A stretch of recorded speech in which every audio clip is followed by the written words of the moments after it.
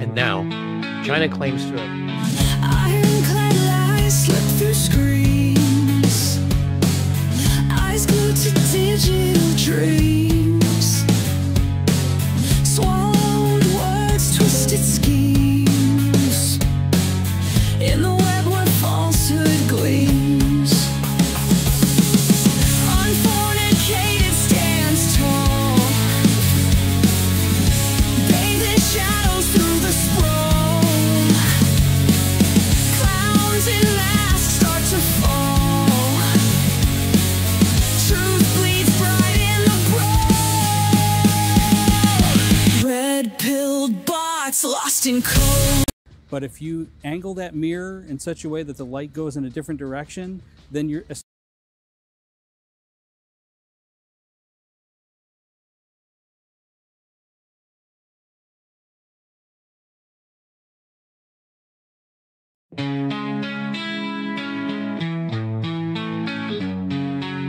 Ironclad lies slip through screens, eyes glued to digital dreams, swallowed words, twisted schemes, in the web where falsehood gleams. Unfornicated stands tall, bathed in shadows through the sprawl. Clowns in masks start to fall. Truth bleeds bright in the brawl. Red-pilled bots lost in code. Twisted minds in overload. Unfornicated decodes, shattering the fragile abode.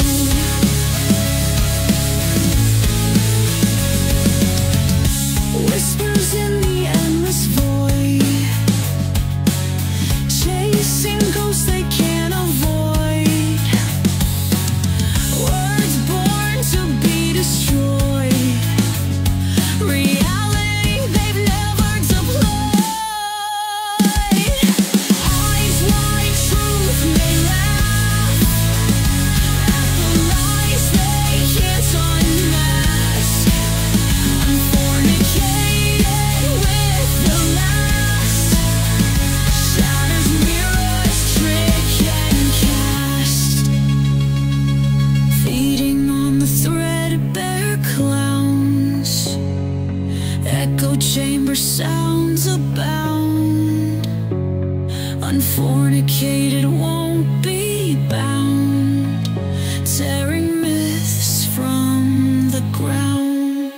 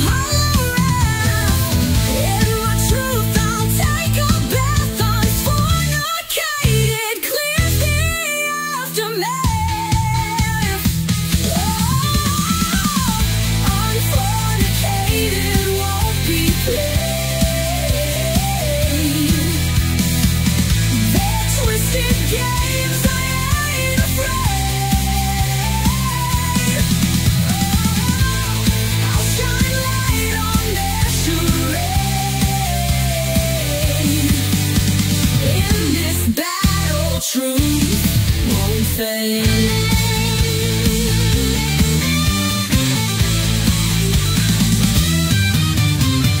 Through the noise, I'll carve my path. Won't be swayed by hollow wrath.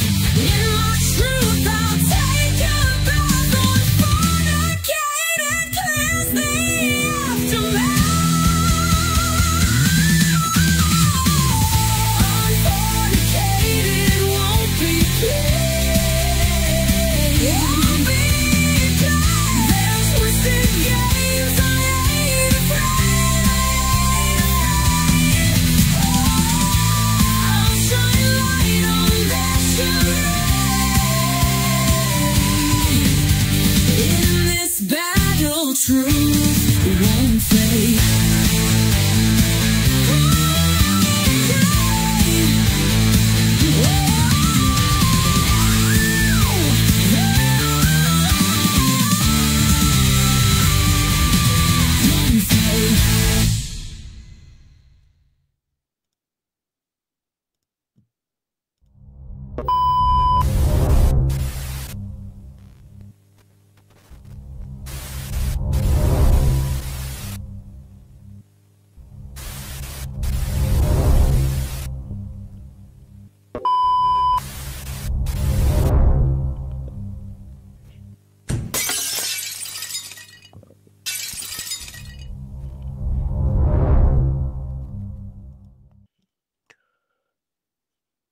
Well, hello, everybody. Welcome back to Unfornicated. It is, what day is it? It's Wednesday night, and we're doing a live stream.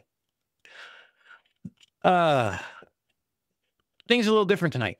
For one thing, you'll notice that this thing is here as opposed to down here because I broke my mic arm.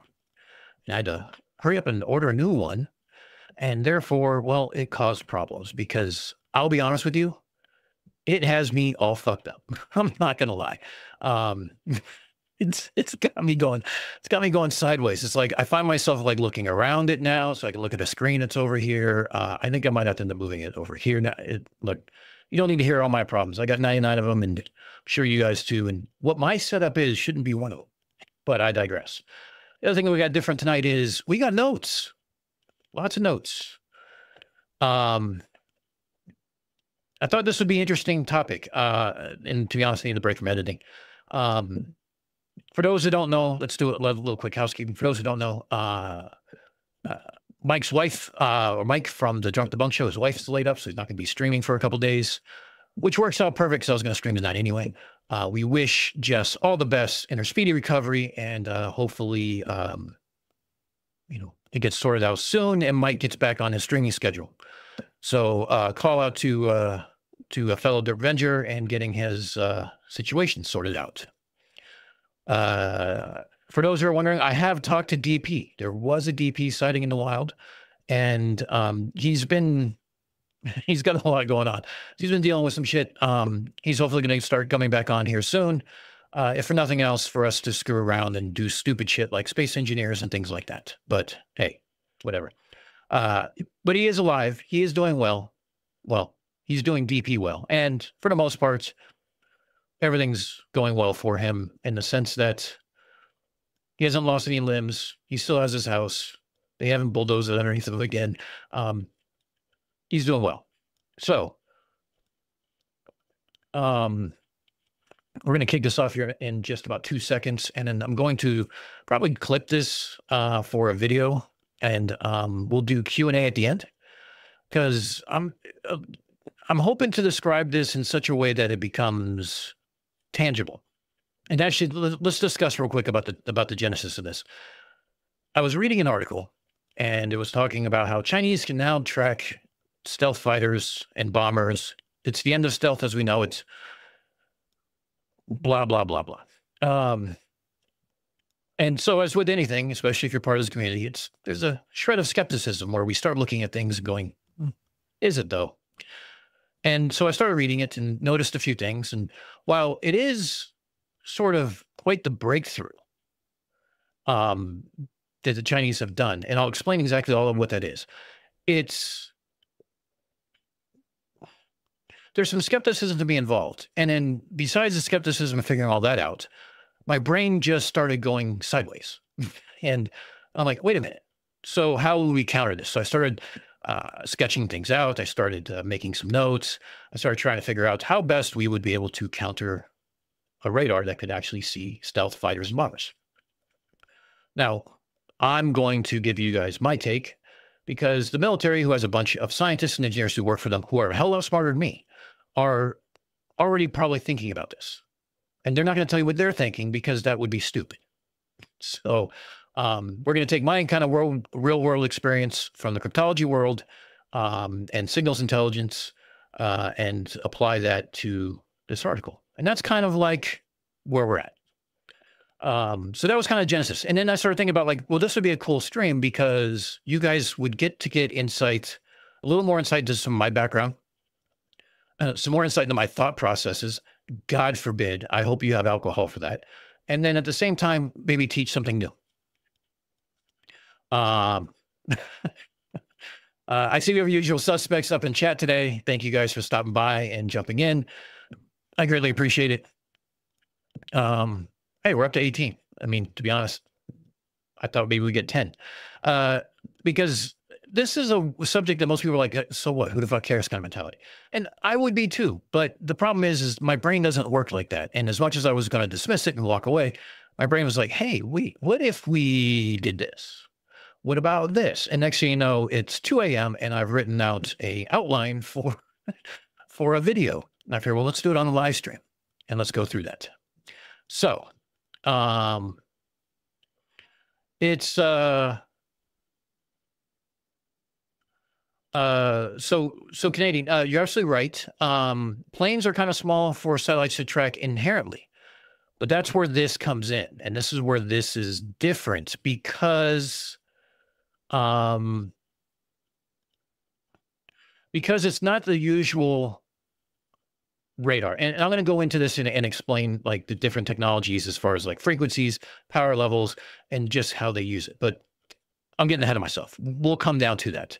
So we're going to go ahead and pull up the article and stuff like that. And I'm going to kick this off in a way that I can clip it because you guys don't need to hear it. You guys are going to get hear an intro twice. In other words, but when I was trying to reset everything because my monitor wasn't coming on, I lost a lot of my stupid shit.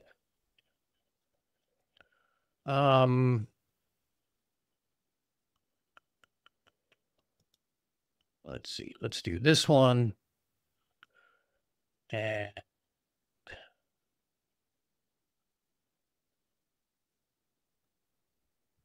I'm trying to find the right article I wanted. Was it this one?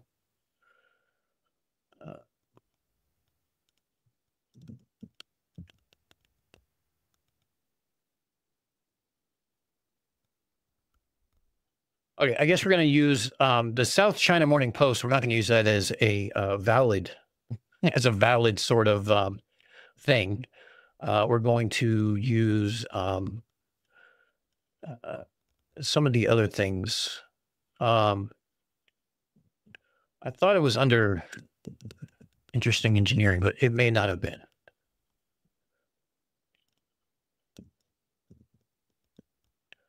Of course, it could be entirely having everything to do. There we go. Might have everything to do with the fact that my typing is off today. So hey, let's start with, you know, why not kind of mentality. Holy shit. That is a shitty ass.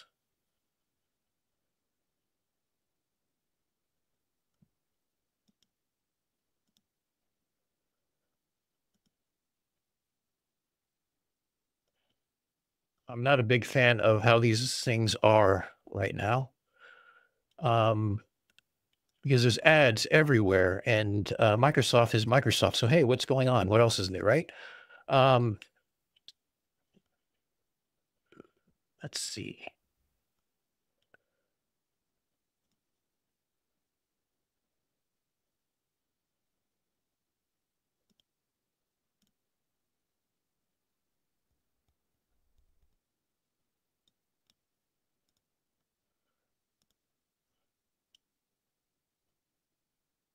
My apologies. Like I said, I had this kind of up and running, and then all of a sudden shit went sideways. So that's not what I wanted. That'll work. All right, we're going to use this one, the Eurasian Times. And, well, it's what it is. Okay, sorry about that. I got everything back on. So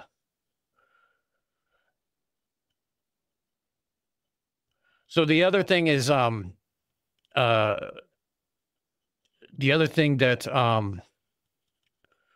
so not only is regular planes hard to track from the space, but stealth especially because the radar cross section is so small. But we'll come into that. But the other part that I wanted to talk about it was yeah, Jaren's channel. If you guys watched that today, I am sorry that was a whole lot of fucking derp and a whole lot of sideways. But let's go. Let's not get into that. Let's go into this. So a little bit of divergence from debunking, a little bit of divergence from our declassified section. That we're not going for historical. We're going for common or massive recent events. Let's call it an article.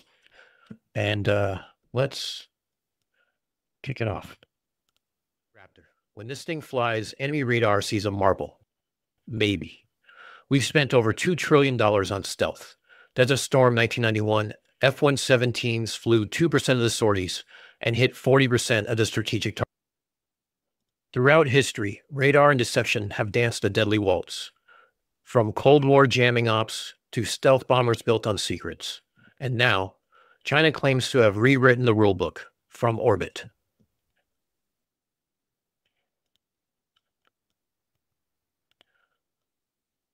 All right, so recently there was an article published, and it was actually a paper released in July, pertaining to the use of spaceborne radar to track our stealth fighters. Now, as we said, we talked about $2 billion worth of investment into this technology. There's always been a little bit of a dance that goes between not detecting and detecting. So this, of course, is Unfornicated Files Declassified. So this article that was published basically in September, it was originally published in July in the Journal of Radars. Now, this is a peer-reviewed sort of periodical.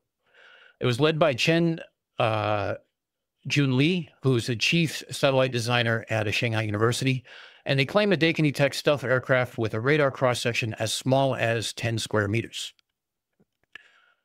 Now, obviously, the military isn't going to publish or publicly share their thoughts or possible countermeasures, and rightfully so. So I figured, well, I would. Now, I'm coming at this from my experience as a cryptologic technician in the Navy. I've worked with global direction finding networks, and I have a pretty good understanding of network topology, signal propagation, and how to exploit geometry, specifically the geometry of the Earth. So here's what we're going to do today. I'm going to break down the technology. You're going to understand what's called bistatic radar, and you're going to understand it better than most defense journalists by the end of this. I'm going to show you a novel countermeasure that I thought of using network concepts from my Navy days. And this part is important. We're going to follow the money and question whether this whole thing is strategic theater. Now, the key claims of what they are talking about is this. Wow. That was a crazy ad that just showed up in the middle of things.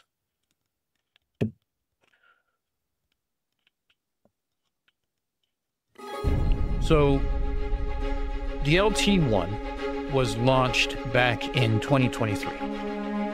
It equates to 2 satellites, a transmit and a receive, each one being separate. And hold on, I'm sorry, we need to transition here. Why didn't that transition the right way?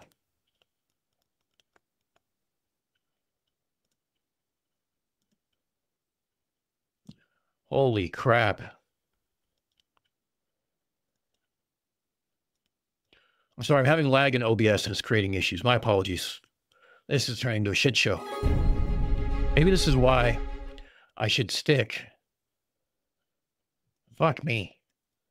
This is why I should stick to videos and non-scripted stupidity.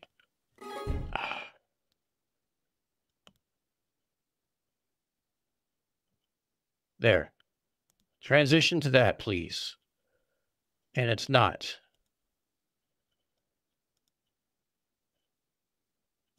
You know what we're going to do? We're going to do this. Screw you. You're now deleted. And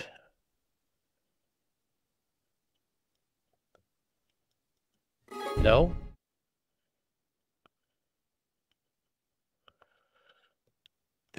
Oh my God. Here's what we're having issues with. We're having issues with my transitions.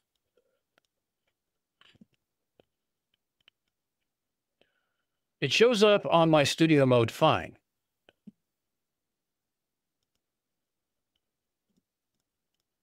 All that is good.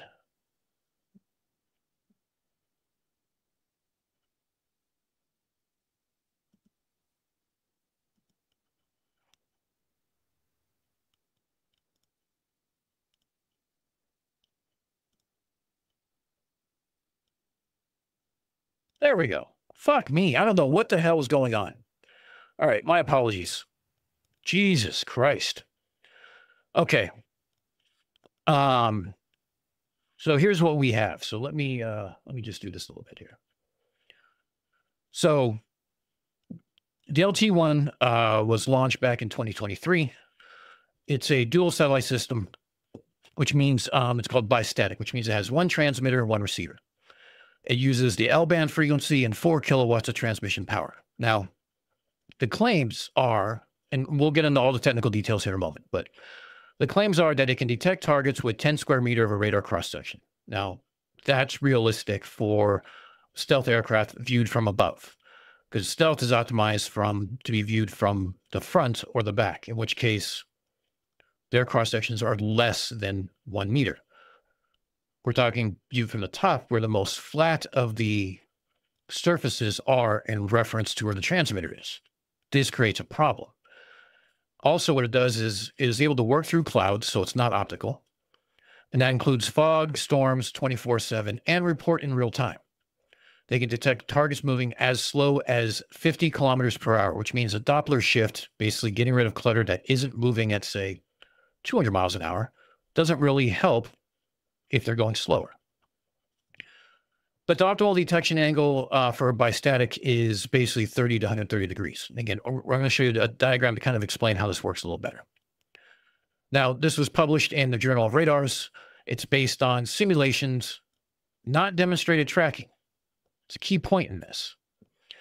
And it was actually supported by Northwestern Polytechnical University, Shanghai, Jiaotong University, among others. And like I said, peer-reviewed.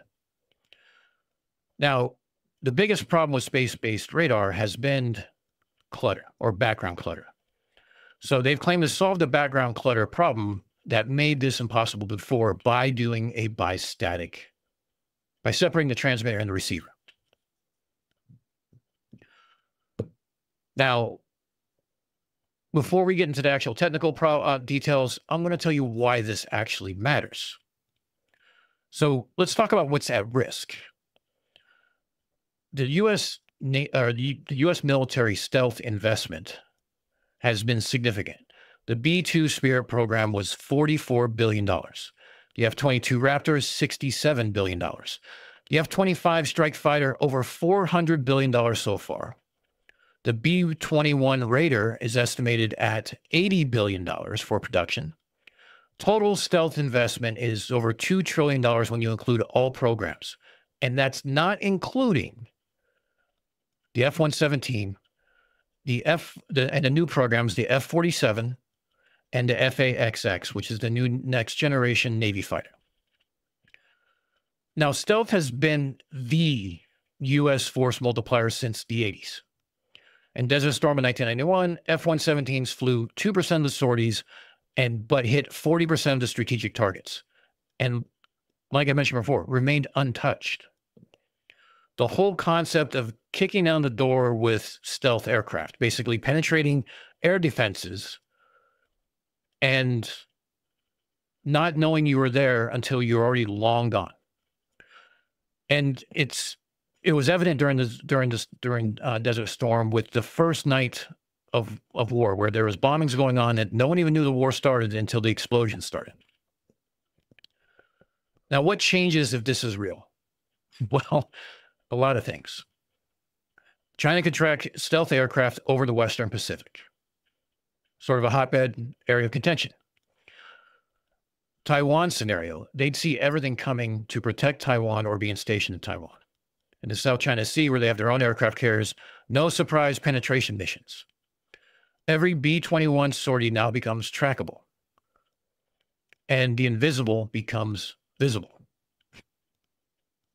But here's the thing. Stealth isn't just one thing. It's always been about delaying detection, not preventing it. The question is, does this change the calculus enough to matter? So to understand if this is actually a threat, we need to understand kind of how bistatic radar works. And we're going to do that with, and we're going to go into why it's different and from everything stealth aircraft were designed to defeat. Okay. So here we go. Let me show you.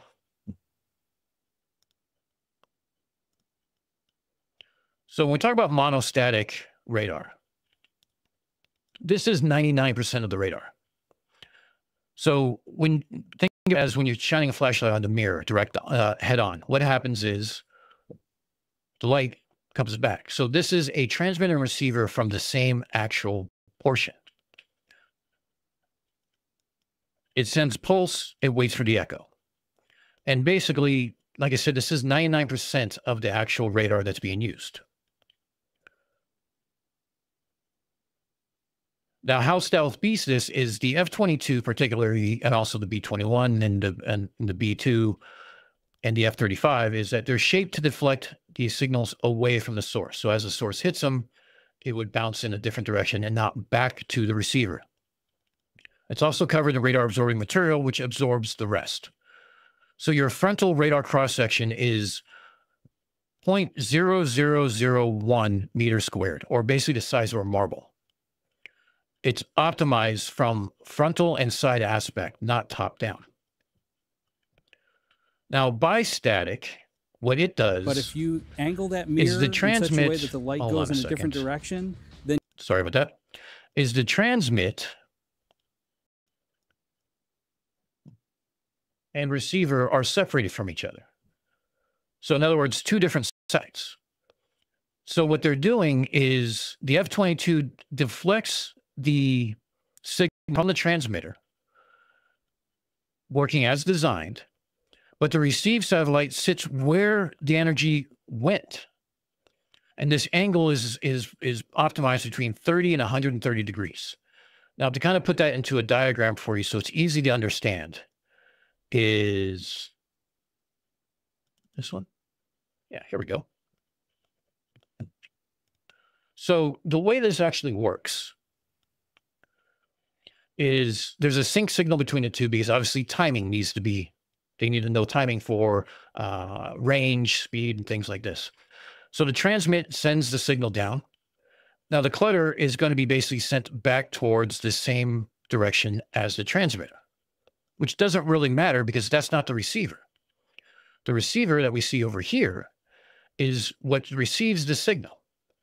Now, what makes this problematic is that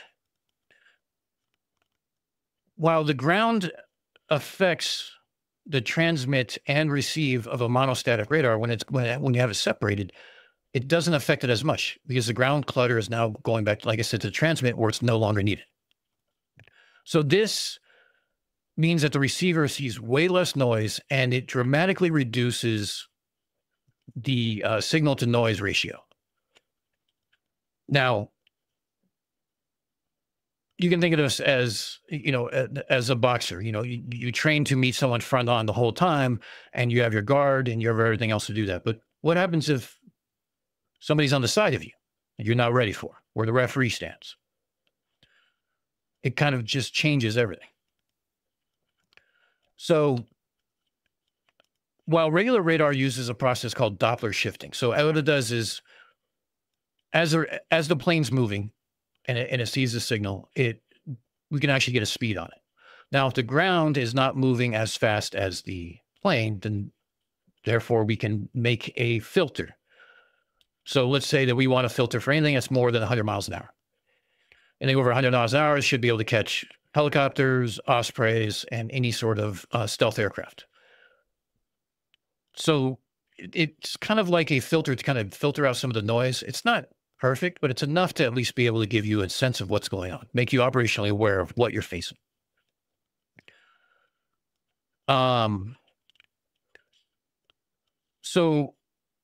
But here's the thing. Any degradation to that Doppler shift ends up creating a lost, you end up losing the detection at the same time.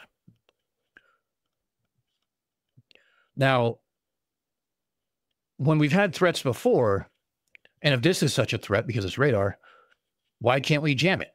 And I'm going to explain why this is a terrible idea. So,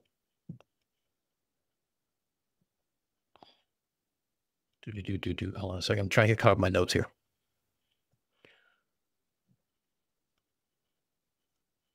So actually, let me go back to this diagram here. So the transmitter sends a pulse down. It reflects off the F-22. And most of the energy is deflected away from the transmitter in various different angles.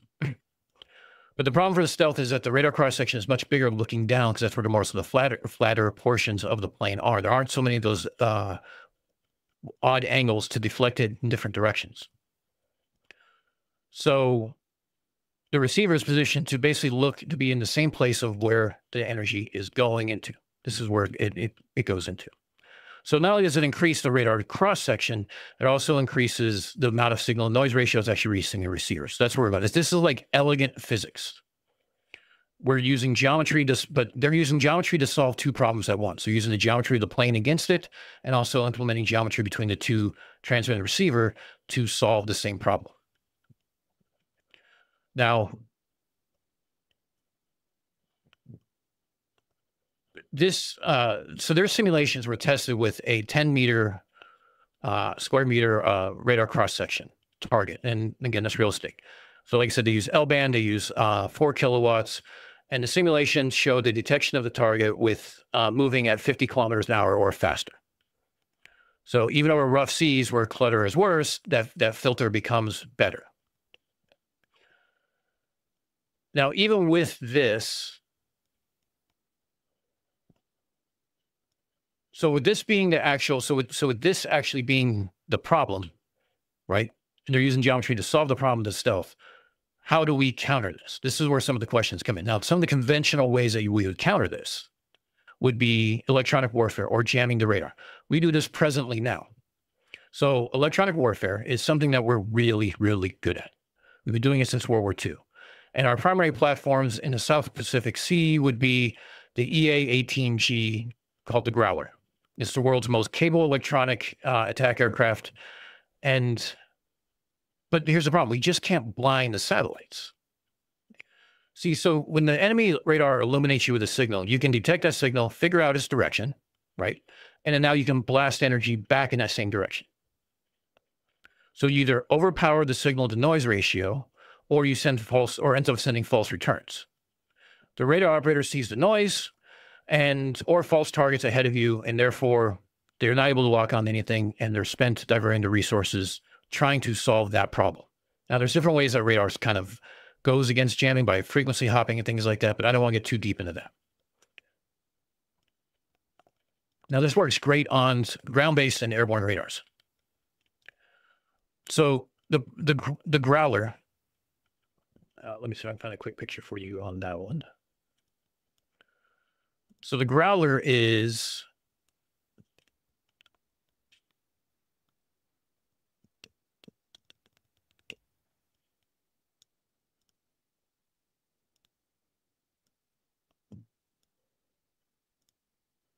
So here's the growler. Let's go back a little bit here. And these modules that you see here, what happens is they have a small rotor with a motor inside. And as the wind goes across the rotors, these spin, the blades, and these provide power to the electronic modules. These are what are transmitting out these. Now, if you see this, it has 3 such modules, one below and one on each wing. Now, what does this actually do? Well, it provides us with a sense of, I just lost my page. Hold on a second.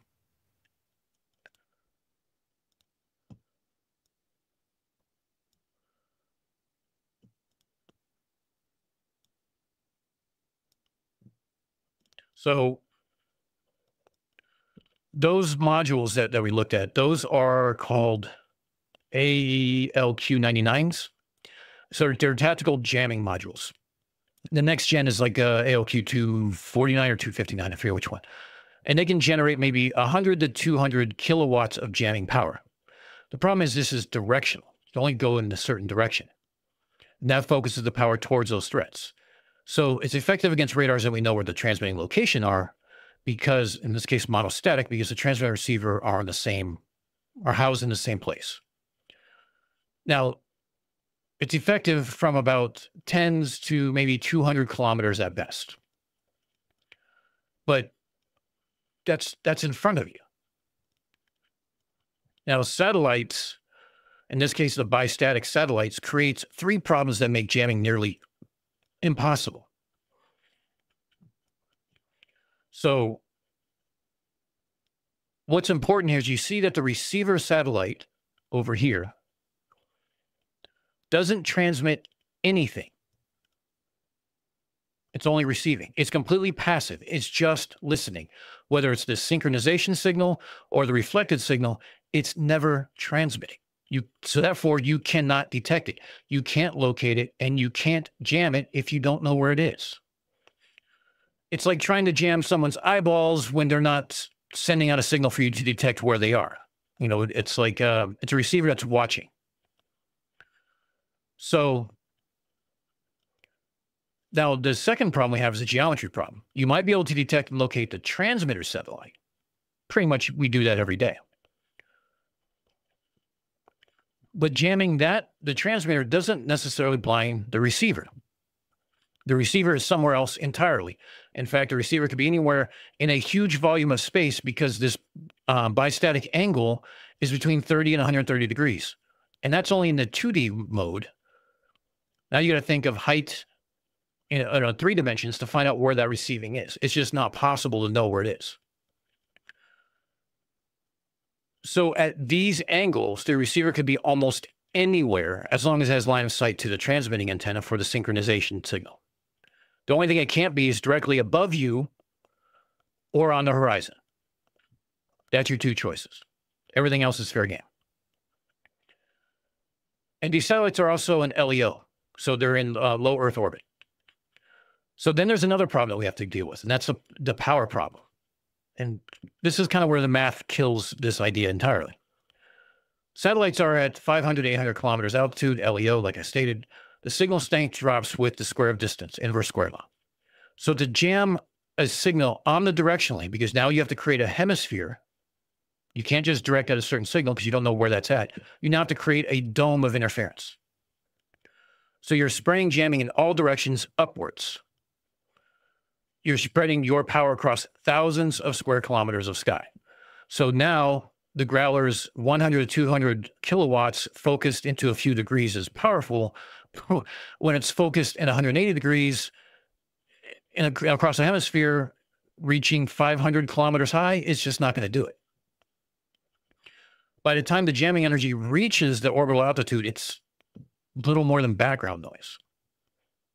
You would need megawatts or tens of megawatts of power. And again, that's like trying to power multiple naval destroyers from a fighter aircraft. That's what the power augmentation would be like. But let me just kind of bring this in an analogy. So traditional jamming is like shining a laser pointer back at someone's eyes. You can blind them if you know where they are. jamming bistatic satellites is like being told someone in a football stadium is watching you with night vision goggles, but you don't know where they are or where they're sitting. So you need to light up the entire stadium bright enough to blind them from the field while only having a flashlight's worth of battery power. It's not really just hard, it's thermodynamically impossible, at least with the airframes that we have. So jamming is out. What other conventional options do we have available? Well, you can do a kinetic kill, which is shoot down the transmitting satellite. That's the obvious answer. Without the transmitter, the receivers are useless. Now, we have those capabilities. The U.S. Navy has demonstrated ASAT weapons with the SM-3 interceptor missile from Aegis cruisers and destroyers. They can reach LEO. They can also track satellites with the Aegis. There's other ground systems that exist. We could absolutely do this technically. But there's a couple problems here.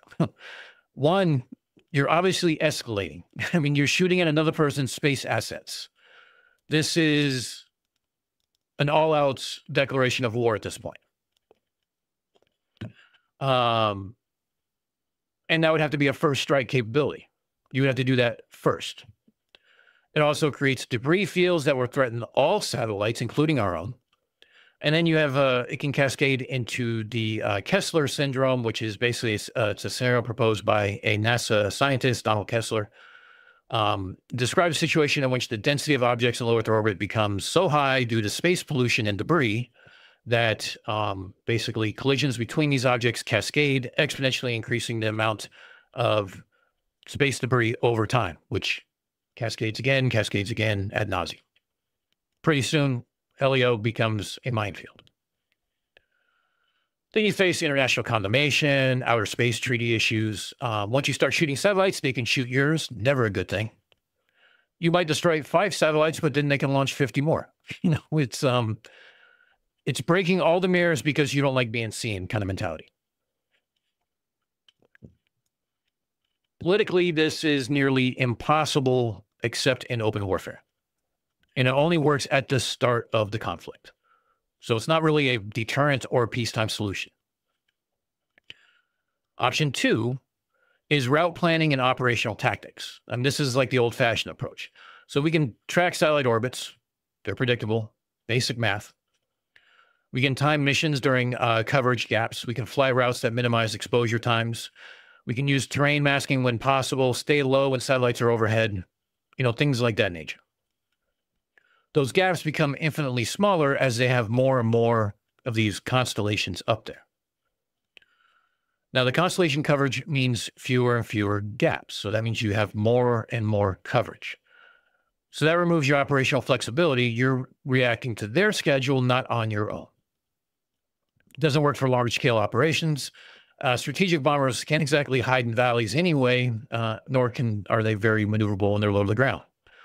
You're basically giving away the initiative. Option 3, you know, and this is the long-term answer that I'm sure everyone assumes. Design aircraft optimized for top aspect stealth. Account for bistatic geometry and shaping. Develop radar absorbing materials that are thicker for L-band frequencies because it's a lower frequency, you need thicker materials. The problem is this is harder because of weight concerns. And then you'd actually potentially redesign existing platforms. So that means the F-22, the F-35, the B-21, and possibly the F-47, if rumors are that it's going to be based on the YF-23 design, are all out. The only new system we have that could possibly fill that need would be the FA-XX. But we don't know. A new aircraft program is 10 to 15 years minimum. The developmental cost is $80 to $100 billion. Some of these programs are already underway in production or in trials. You can't redesign it now. It's too late. So the existing fleet becomes vulnerable in the meantime. And you also have physics trade-offs. So optimizing for all aspects, front, side, and top, is harder than just frontal stealth. We don't even know what that's going to do to the aerodynamics of the plane itself. Shooting satellites is escalatory and impractical in peacetime. Oh, I'm sorry. We're on physical. So we're on the physics. L-band RAM is heavier, so it affects your range and payload, and you might compromise performance against traditional threats. Your maneuverability goes away. And the thing is, aircraft design is always about trade-offs: speed versus range, maneuverability versus speed. They all weigh themselves for different things.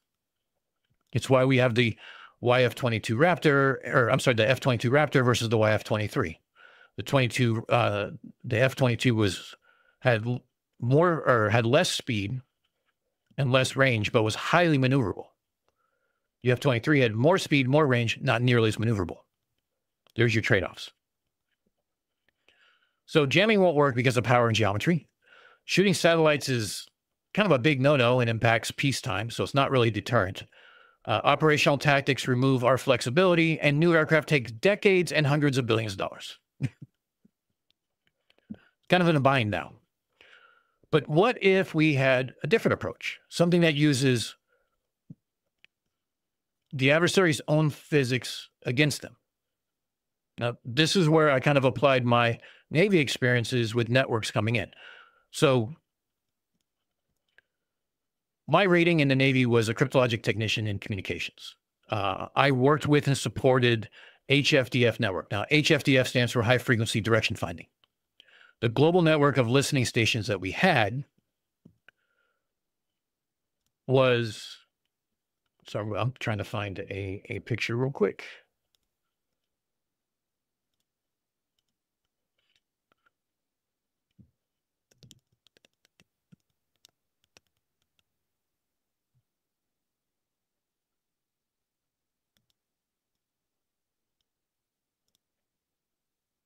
Of course not.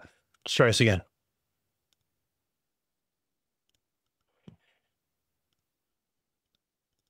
So spread throughout in the global network, we had these antennas. We call them elephant cages. It is the AFFRD10 antenna. Now, what this does is, as we have these 10 or 12 stations throughout the world, as the signal comes in on the HF frequency, we can create a line of bearing from each individual site. Where those lines of bearings intersect, now you have a target. So this global network of listening stations are designed to triangulate specifically HF targets. And there is positioned specifically, around the world. They were in, like in the Pacific theater where I was in, we had one in San Diego, Hawaii. There's one in Japan. There's one in Alaska. We have Diego Garcia.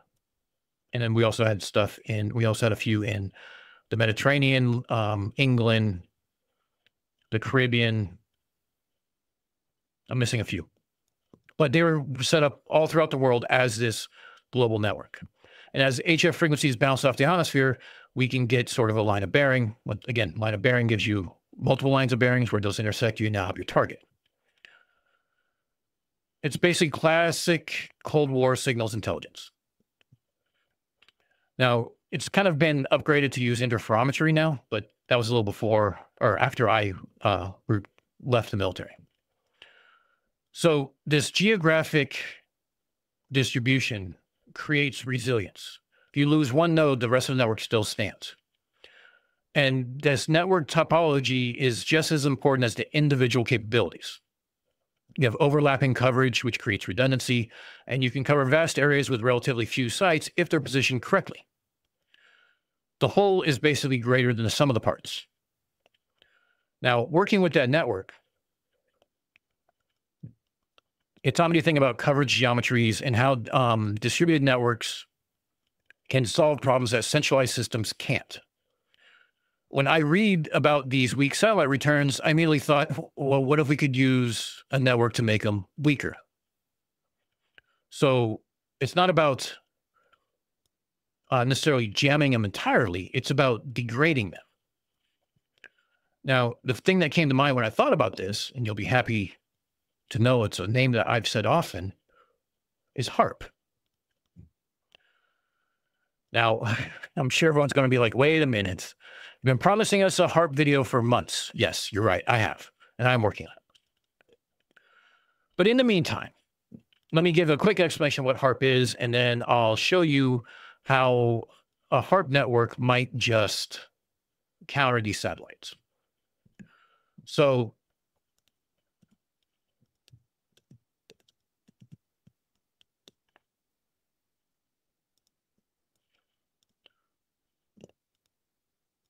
wow, that's not what I wanted. All right. I'll use this right now. So HARP stands for High Frequency Active Auroral Research Program. It's a research facility in Alaska. It's a huge array of high frequency antennas. It's designed to heat a small portion of the ionosphere. It's the charged layer of the atmosphere between 80 to 100 or to 1,000 kilometers up. It was originally built for communications research, and it can pump radio energy into the ionosphere and create disturbances. Now, what kind of disturbances does this heating create? Well, it creates plasma irregularities. It heats up a few electrons, they bounce off each other, and therefore you have now a heated area. But more importantly, it creates what's called scintillation. It's a rapid fluctuations in signal strength and the phase of the signal. And even in some cases, depending on the existing network or the existing conditions in the atmosphere, it can create artificial auroras. And these all affect radio signals that pass through that region. And when you're talking about these effects, they're also very temporary. They can last from minutes to hours, depending on conditions. But you remember, we're talking about two different satellites that have to pass through this region twice. Now, HARP's been operating since the 1990s. It's similar facilities exist. There's ESCAT in Norway. There was Arecibo in Puerto Rico, Sura in Russia. Again, well understood physics that we've been studying for 30 years. And it's controversial because people don't understand it, which is why I have to have a HARP video. But it's just radio science. It's very simple. But now let's make that connection. Here's where it gets interesting for our satellite problem. The article keeps emphasizing, and I'm quoting here, that the radar returns are extremely weak and severely degraded, even under ideal conditions. That's the vulnerability. That's what we want to take advantage of. Because we don't need to completely block the signal. We just need to degrade it enough to where it's below the detection threshold. And so how does this actually work? Well, it creates that scintillation we talked about with the amplitude and phase. It it can induce a group delay, which is different frequencies arriving at different times.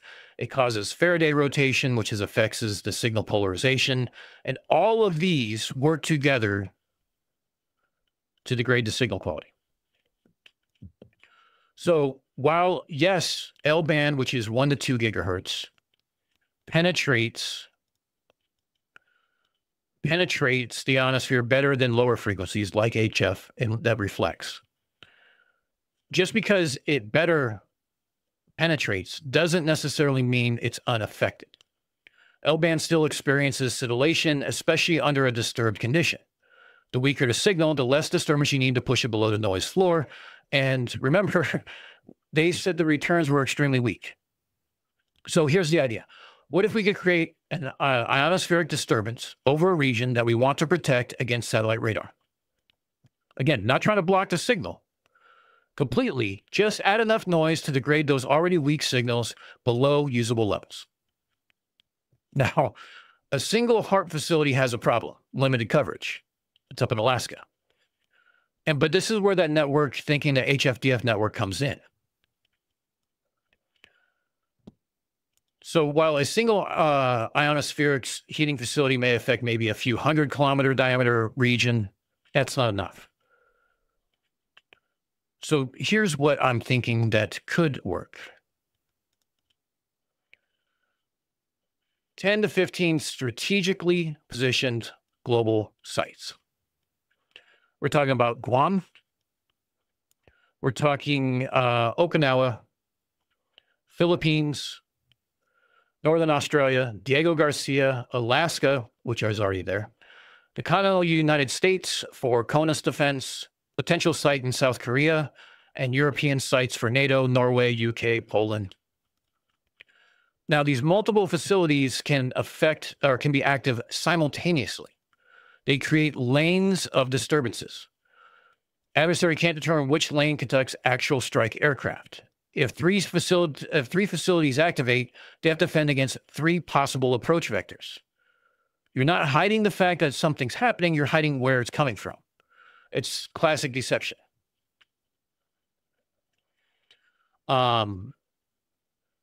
We can also protect CONUS airspace. We can protect forward operating bases. We can protect key maritime choke points. We can protect Allied territory and create sanctuary regions where stealth remains effective. Now, there's an advantage to this for us as well. We don't use this type of radar. Our radar is mostly ground-based. So these fluctuations in the ionosphere have no effect on our ability to protect ourselves or use our own radar. That's the most opportune part of it.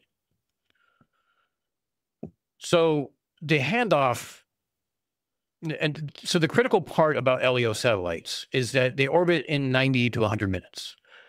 They can move across the sky. As a satellite approaches from the west, western facilities would activate. As it moves east, eastern facilities take over. So it's like passing a baton in a relay race. Continuous degradation as long as satellites are overhead. When satellites aren't overhead, you don't need to operate. Save on power. Lose one facilities, other compensate. If those facilities become under attack, because obviously they will become priority targets at the beginning of a war, the future, the network remains functional. There's no single point of one failure, and each facility operates independently but coordinates with others. It's exactly like the HFDF network's architecture from the 90s. So to do this, what do we need? Well, space tracking, know what satellite or where the satellites are. We already do this. We need a predictive algorithm for orbital mechanics. Pretty much do that. Straightforward math. Communication between facilities for coordination. We use our own satellites for that with different frequencies. Decision authority, which would come down to theater commanders. That's just basic chain of command. And integration with air tasking orders.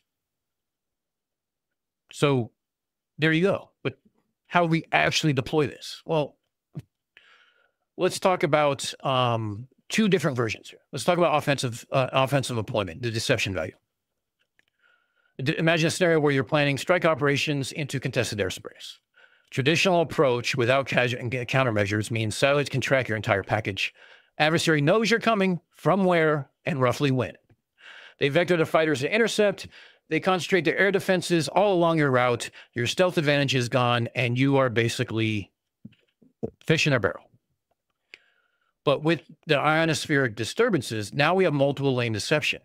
Let's say you're planning a strike from Guam towards the South China Sea. That would be here. You activate the facilities in the Philippines, Okinawa, and Guam. All 3 create ionospheric disturbances simultaneously. Their satellites can't see through any of the 3 lanes. They have to defend against 3 possible approach vectors. And your strike aircraft can come in from any direction, or all 3, or none at all.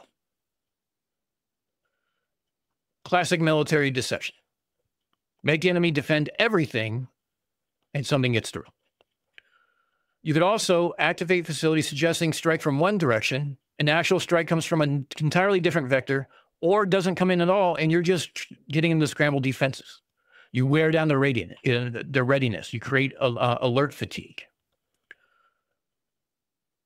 The beauty of this is you're not hiding that something is happening, but the heating is observable. They know it's coming. They just don't know from where. Now, the defense deployment on this would be area denial. You got to think more CONUS. You have facilities across the United States, usually along the coast. They create persistent degradation over U.S. airspace. Any satellite pass over United States encounters this disturbance, makes tracking penetrating bombers much harder, protects strategic assets, and training operations. Guam, Diego Garcia, Allied bases, CONUS, San Diego, Alaska, things like this. They would protect B-51s during launch and recovery, the most vulnerable times of launch or of stealth aircraft, and they create sanctuary zones around key facilities for our forces.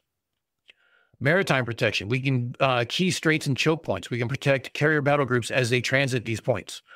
We protect submarine transit routes, strategic sea lanes. And again, allied, and we're talking about other allies that we protect as well. Japan, South Korea, Australia, the Philippines, all part of an alliance commitment, all with current diplomatic relations that allows us to be on their, in their territories, creates protected airspace, and demonstrates treaty obligations. And here's why that this is particularly clever, because China has invested heavily in space-based ISR, and they've done this for the last decade. ISR is,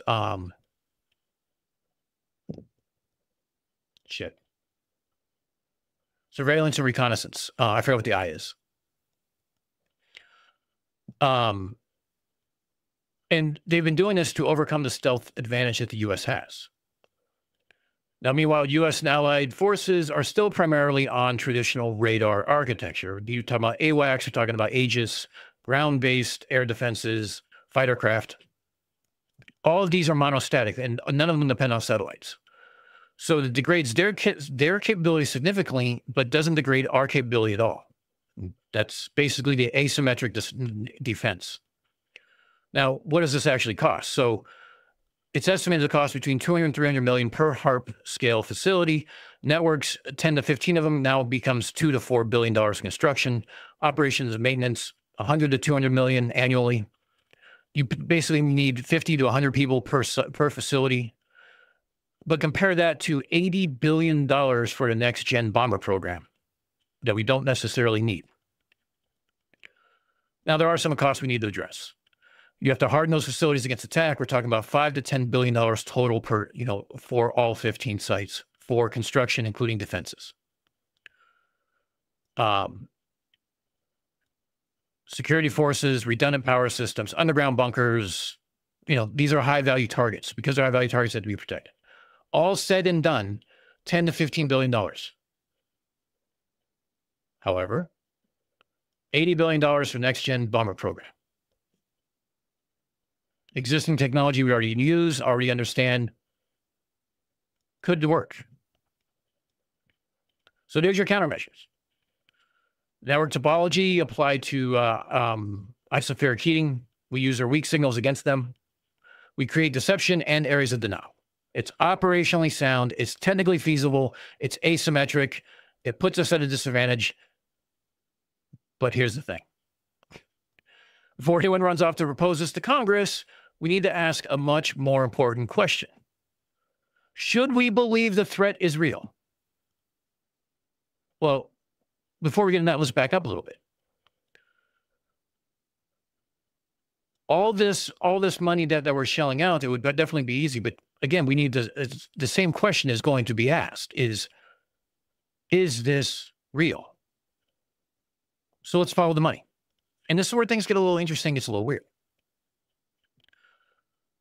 So why am I suspicious about the timing of this whole story?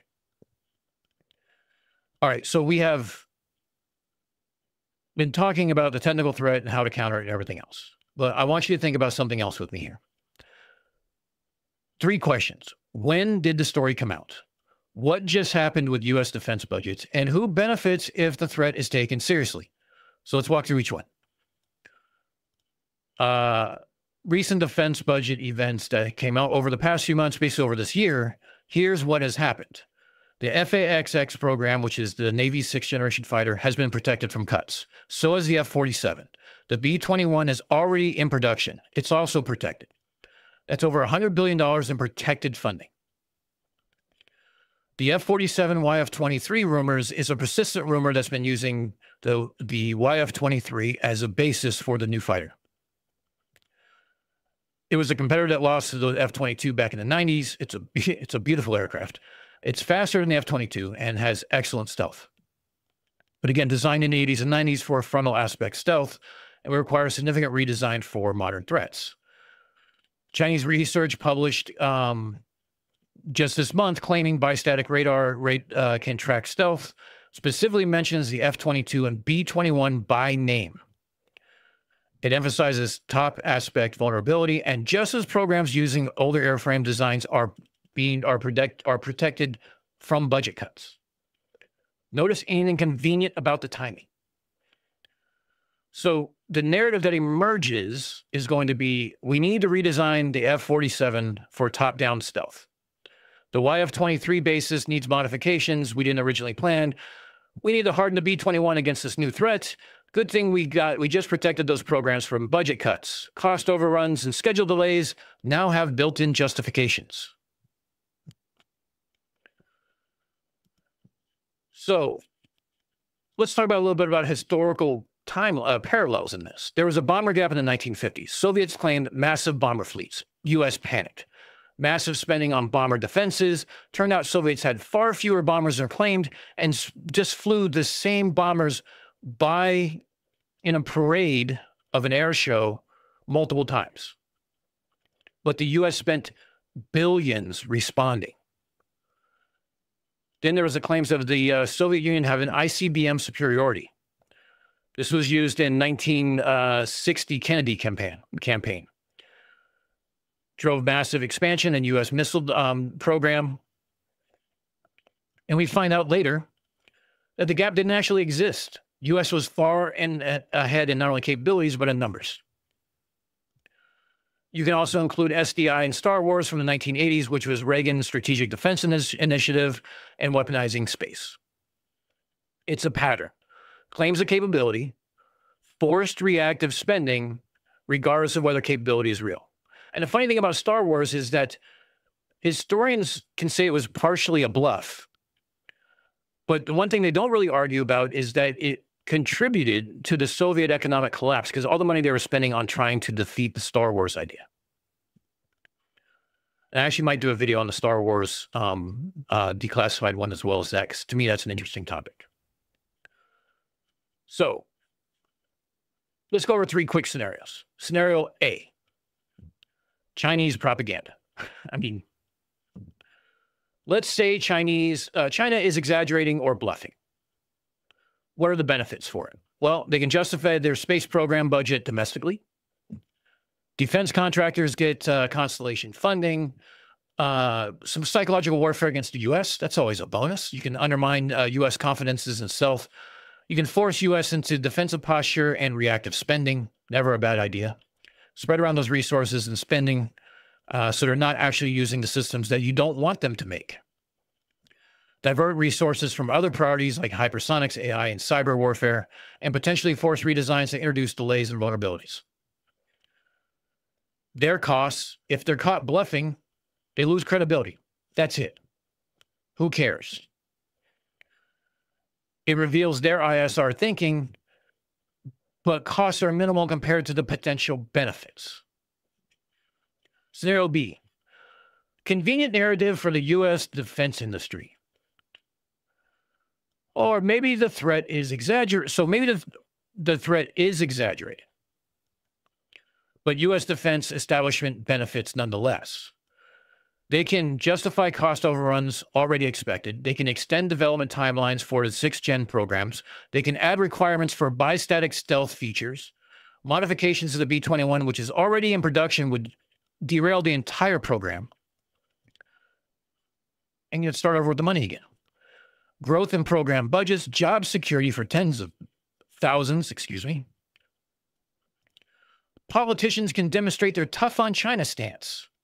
Easy to vote for more defense spending, public justification for protected programs, and media coverage keeps China threat in headlines. Match made in heaven. Now, this sounds cynical, I know. But Eisenhower warned about the military-industrial complex for a reason. Just look at our defense budget in any given year over the last 10 years. This year alone, it's upwards of almost $900 billion. Follow the money. Who profits the most from this narrative? Scenario C, mutual benefit. It's the action-reaction cycle. It's basically Cold War economics. The Chinese defense establishment needs to justify a space program, so we publish dramatic claims. The U.S. defense establishment needs to justify 6th-gen cuts, so they point to the Chinese threat. Chinese media covers the U.S. response, justifies more Chinese spending. U.S. media covers Chinese capabilities, justifies more U.S. spending. Repeat infinitely. Defense contractors in both countries now have an endless supply and a blank check. Politicians who vote for defense spending wins. Researchers who get grants to study the problem now win. Consultants who brief the threat can now get on screens all over the world and talk about it as their area of expertise. Who loses? We do.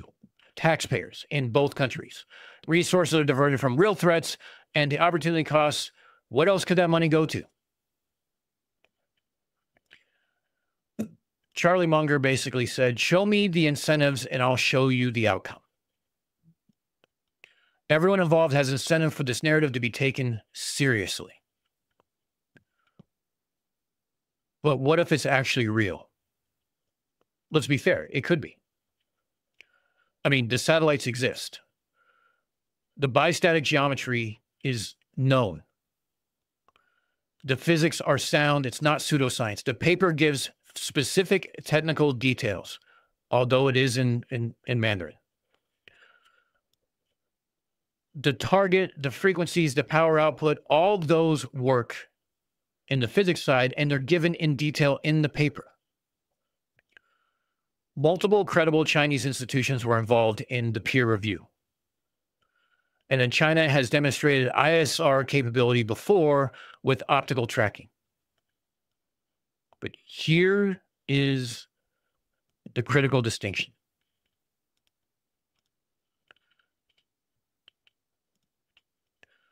The diagram shows the theory. The physics works. Bistatic radar is real.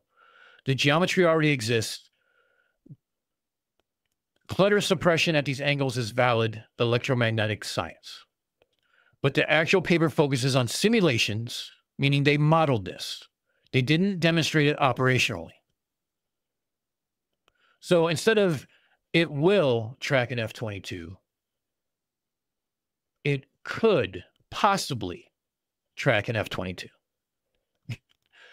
You know, it's going from our simulation shows the geometry works like this to we can track something, an F-22 in real time, 500 kilometers from 500 plus kilometers up through weather while maneuvering and provide targeting quality data to weapon systems. It's a huge engineering gap to say that we can simulate it to where we can operate it. So questions that remain: simulation versus demonstrated tracking. Real-time signal processing capability, we're still having proof of that. How many satellites are needed for persistent coverage? Any evidence of successful tracking in any exercises whatsoever of their own planes, not ours. So here's where we are. Like I've shown you the red flags, but I can't prove it's fake. But here's what we need to verify. We need to participate in some intelligence collection. We need to track the LT-1 satellites' behavioral patterns. Are they actually conducting coordinated bistatic operations? We monitor ground station data links. What are they downloading? A technical intelligence on their signals processing capabilities. Human intelligence from Chinese aerospace programs. Then we need to do observational analysis. Do the satellites maintain proper bistatic geometry? Is there enough receivers for the claim to work? Is it just one? What are the orbital patterns telling us? Any evidence of successful tracking in any exercises whatsoever? And then we need to do a technical assessment. Not that much different than what this video is, which is independent analysis of the published methodology. Can their claim signal processing actually work? Are their scintillation models realistic? And have it peer reviewed by Western radar experts, not just Eastern. But here's the trap. Even if you suspect that it is exaggerated, you can't afford to be wrong. Because if it's real and you ignore it, what happens? You lose your stealth advantage, your aircraft becomes vulnerable, and The strategic implications are severe. You lose pilots, you lose aircraft, you lose expensive aircraft, you lose training. You waste billions. But if it's fake and you counter it, when I mean counter, I'm not talking about the kinetic kill or anything else like that. I'm talking about something like this HARP idea. If you counter it and it's fake, you waste billions, but you maintain a deterrence. You show adversaries you take threats seriously. Maybe you get useful tech development along the way. This is your classic security dilemma. The cost of being wrong, if it's real, is higher than the cost of being right if it's fake. That's exactly what makes this kind of information warfare so effective. Whether the capability exists or not, the claim forces your hand. You're going to have to divert some resources, even to verify its claim. It's the Brandolini principle in effect, just like for debunkers. So what should we do? Short term, do an intelligence assessment, verify through observation and collection. Don't panic or overreact. Measure the response based on evidence. Medium term, if verified, implement countermeasures. Maybe the network I described, maybe something else. Again, we have a whole think tank of brilliant people who are doing this, who aren't me, and are a hell of a lot smarter than me. If not verified, maybe maintain vigilance, but don't overspend. Continue 6th-gen programs, but don't use this as a blank check. Long-term, understand that this is part of a strategic competition going forward. Information warfare is real warfare. Question narratives, especially when they justify spending, and think critically about timing and incentives. They got it to work now. Probably. Further advances would just fine-tune it and hopefully lead to maybe better signal levels. But we're not sure. That's a decade down the road. But you have to understand that it's part of it going forward. So Ronald Reagan said it best when he talked about this Soviet nuclear treaties, and that trust but verify. And that's kind of where we're at. So let me step back a little bit from the specifics. Whether the Chinese satellite threat is real or exaggerated, analyzing it has taught us a few things. We talked about the technical feasibility and operational capability. Something can work in simulation but fail in reality. We have seen plenty of that. Lab results don't always scale to operational systems. Can and does are two different questions and two different answers. Demonstrated capabilities far outweigh claimed capabilities. Second lesson is always follow the money. Who benefits, who profits, who doesn't? What's the long-term effect of being right or being wrong? Timing matters. This is the third lesson.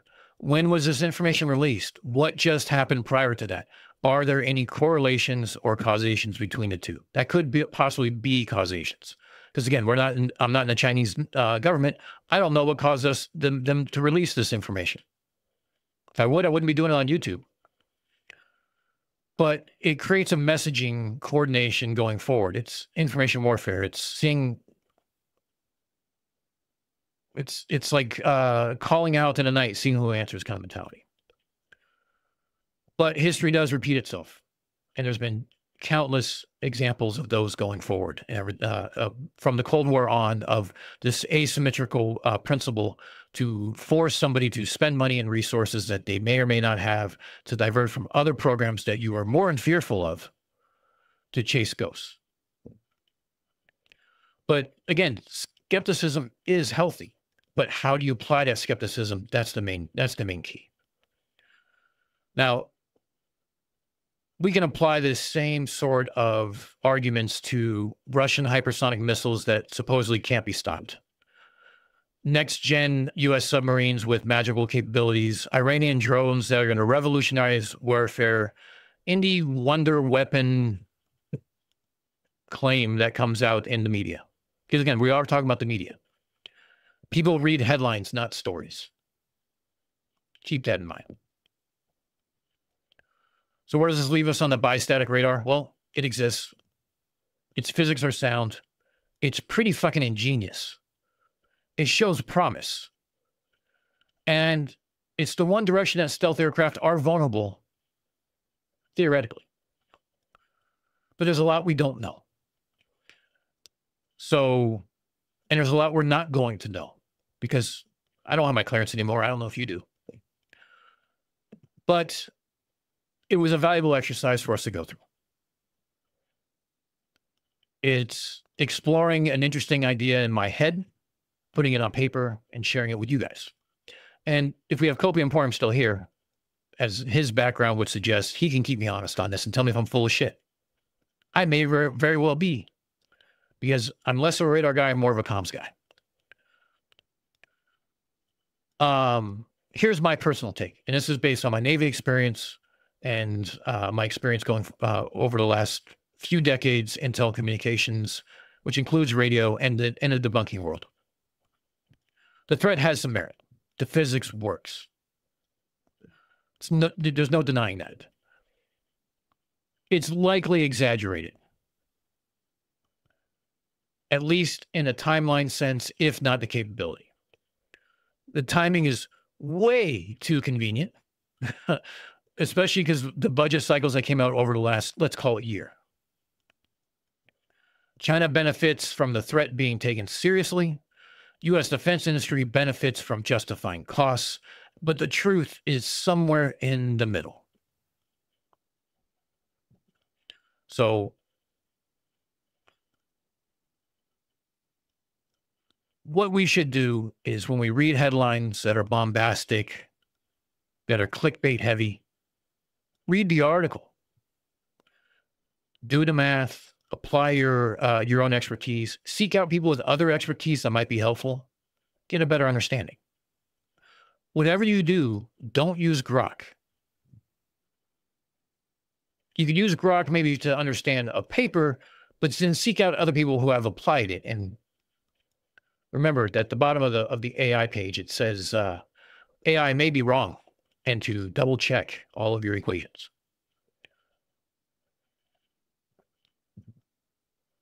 So the goal of information warfare isn't always to deceive.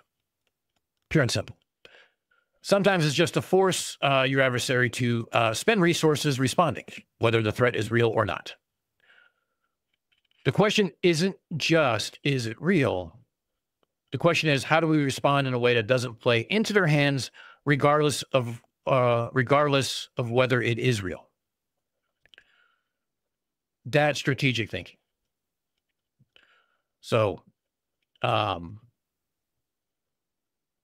want to hear from you guys, basically. Let's talk about a threat assessment. Do you think that this bistatic satellite radar is real and operational? Real, A, for real, real and operational. B, real but exaggerated. C, mostly research and future capability. Or D, deliberate misinformation? Go ahead and put your answers in chat, and I will be happy to listen to see what we got coming forward.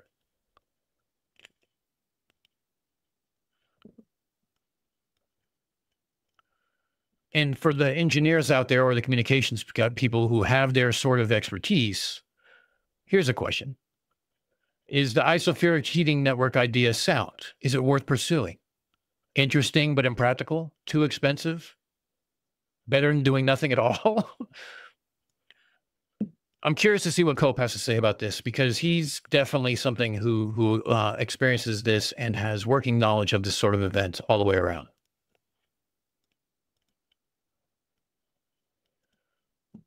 And now I need to find where I had my information up previously. Too many windows. Yeah, so the first list is this. Do we think that... Actually, you know what? Why don't we do a poll? I don't think I can actually fit all this in a poll because it has limited things. When it comes to this satellite radar and the article that was there, Is it A, real and operational? B, real but exaggerated? Call it propaganda. C, mostly research and future capability? Or D, deliberate information warfare? I'm curious to see what you guys think of all this. Because my opinion is just one. B, C, B, B, C, yeah. Fair.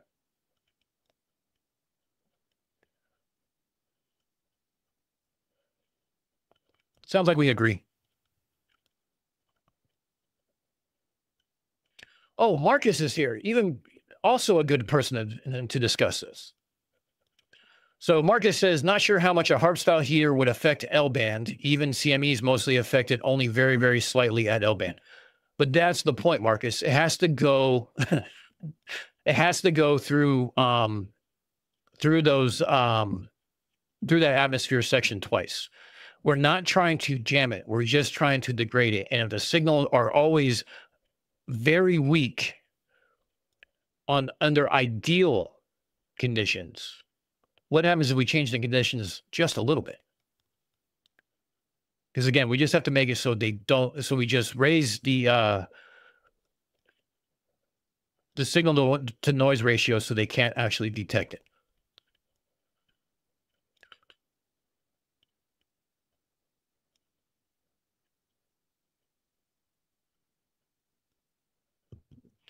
So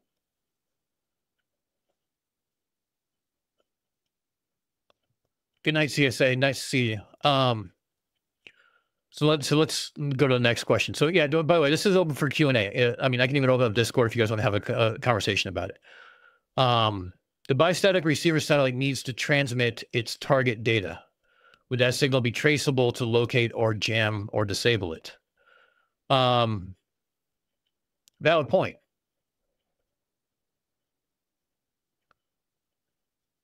That is a valid point. How would it do that?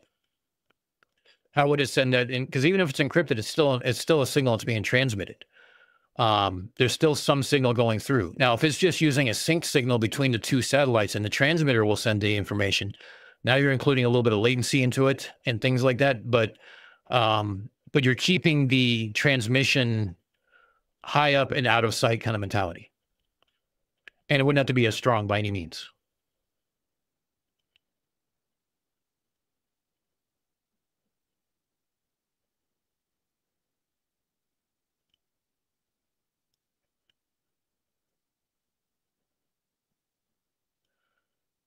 All right, so Hoyle says, part I don't understand is, I get how bistatic radar can find a plane. Surely bouncing the signal would only work for a short time. How can it track without hundreds of receivers? Well, that's the thing. This isn't just one. It's one to prove it works. And here's the other thing. You can have multiple receivers tied to the same transmitter at the same time. And locating those receivers is what creates the problem, because it turns into the electron cloud of possibility of where they are, because they're going to be in that 30 to 130 degree optimal range at different heights and everything else. It turns into this like giant donut of the area they can be. And ultimately, you know, there's the idea of like, if you've ever seen the X-band radar platform, which is basically a giant golf ball on like this square, I don't know what the hell to call it, platform. It's technically movable, but it's not very fast. But something like that, along the same routes of a movable station of sorts. But that's the idea. But Rob, to your point is there could be multiple receivers to every transmitters. They could put up multiple constellations. It really works as a home defense as opposed to anything else. Offensively, it's kind of hard to kind of park it over the U.S. and sit there and say that, but it's going to be, because it's part of LEO, it's still going to be going over those things and, over those different parts of the world and stuff like that. So it's still going to be used. But yes, you would need large amounts of constellations to create the coverage and to minimize the gaps.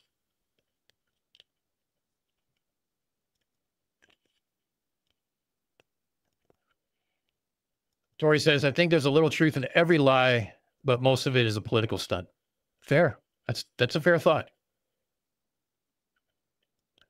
Um, Bruce is asking, was this a science article or a news article reporting a science article? There's actually both. I pulled up both. The science article itself, hold on a second, let me pull this up here.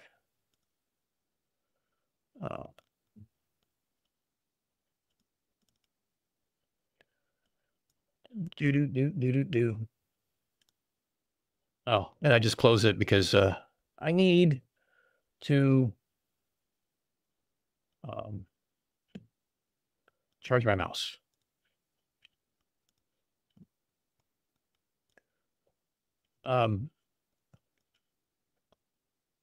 That's a problem. I don't read Mandarin. The abstract is in English, but most everything else is in Mandarin. So it was a news article talking about this from someone who actually speaks Mandarin and basically went through it and translated it. But yeah, this is the actual paper itself, but I got it from a news article from Interesting Engineering, and it was reported widely through a few different sources, including Al Jazeera, MSN, and some other engineering site I read, IFL or something like that, that is an interesting read. So because it's covered by multiple people and because it's supposed to be a clickbait title of killing stealth, I figured, well, it'd be fun to cover it.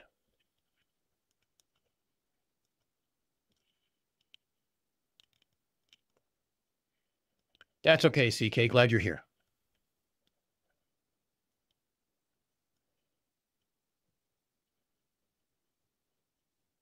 Yeah, Cygnus, you definitely have more receivers than you would have transmitters. The thing is that all the receivers need to have line of sight to the transmitters in that constellation because that's where the syncing signal for the timing comes in.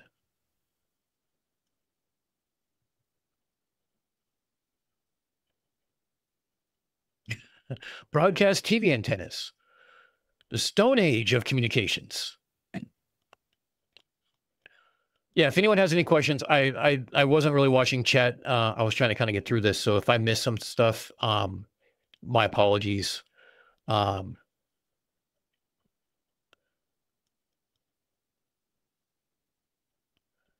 yeah, we're talking about a lot of Proby, are you talking about a fruit or something else? Actually, you know what? I don't want to know. I don't want to know. Don't tell me. Just don't. I don't want to know. Maybe I do. Send me a DM instead. No. But what?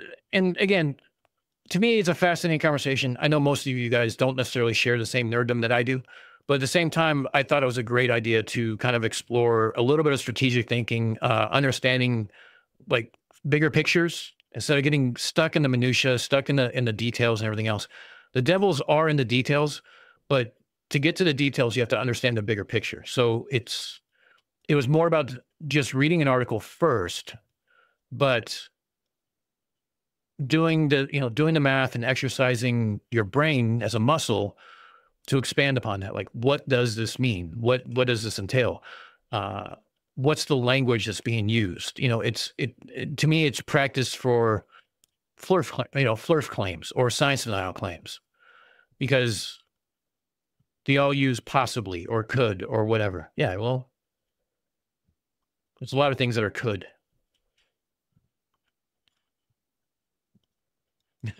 The fruit, of course. Okay. Just making sure, Proby. That's all. No kink shaming here.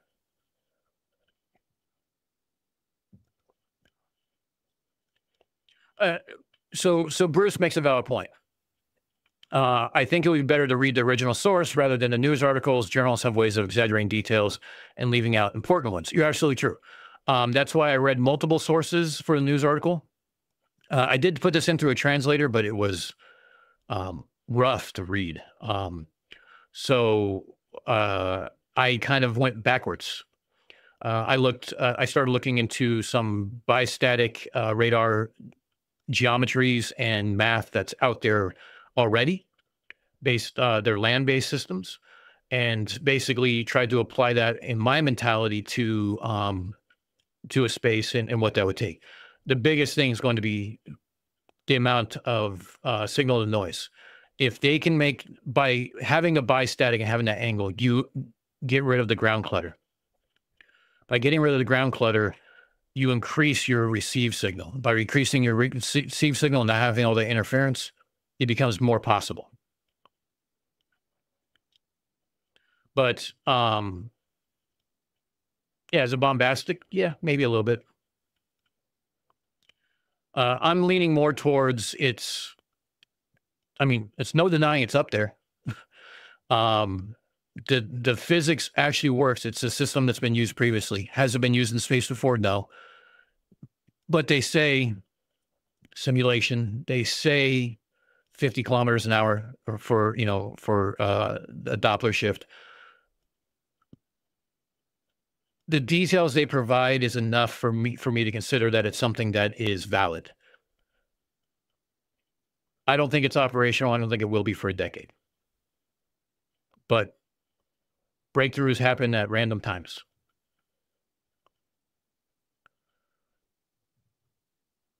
It looks feasible, but is it practical? Well, the big difference with that copium is going to be sort of subjective. How, if it is feasible and it shows promise, how much do you invest for operationally be able to do it? They obviously could do it against F-22s if they knew we had any F-22s that were flying. They could do it against their own stealth planes to ensure it works. Then they could dump more money into it and create more constellations. Is it practical? If you're deathly afraid of stealth technology and you don't want to be blown to smithereens, then sometimes you're going to throw money at it. Who knows? I mean, that's taking it one step back. Does stealth say everything it does? As far as we know, it does. Or stealth, more information warfare. Our own capabilities exaggerated. The problem is our planes have been flying for years now. They've run up against, Chinese aircraft, and they've run up and they've played in air shows and foreign soil and locally. The F-35 is being shipped all over the world to various countries. Wouldn't surprise me if they had some sort of mock-up or some sort of information on that enough to be able to say whether or not it's practical. I tried to let AI translate it. I had 3 different AIs try it, and it was a bit rough. I went for a summary because line by line translation was there's just some words that don't translate. Makes it difficult. But yeah, I'm sure there's a translation I just have to go find. And again, this came out in July. So once I think some Western researchers get a hold of it and can prove it, there might be something that has to, we might have to go up on ourselves and go do it and put it up. But the idea is that it needs to be verified and tested.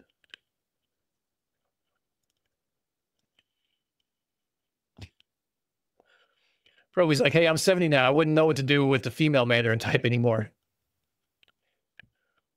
It's a massage parlor, that's all. What's the reciprocal threat to China's stealth aircraft if the U.S. copies the idea? Well, that's an interesting question. We can copy the idea because it is research. There's a lot of math in here. There's a lot of different information that shows how they did it. So we could technically copy it, but you're still talking about R&D work. You're still talking about the cost to get the satellite up there and everything else. Again, those are resources that we're going to have to spend to even get there. Now, the size of the fleets are just as asymmetrical as information warfare. We have 20 aircraft carriers. They have 3.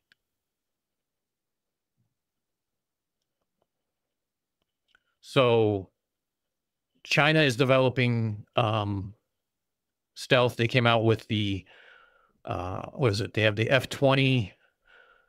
They have the bomber that looks like a flying wing bus. I think it seats like 4 across or something like weird. They have another fighter that's supposedly tailless. I think it's the J-35. So they have stealth planes as well. I'm not sure if they're carrier based or not because carriers require a specific hardening of the landing gear and tailhook, which do not necessarily, well, adds more weight, adds different structures. So you have to change the framework and stuff like that of the landing gear. And the tailhook, unless you reshape it, it's going to have to create a different, it's going to have to be covered with radar absorbing materials. It's going to have a weird geometry, or it's got to be internal that drops out when they need it.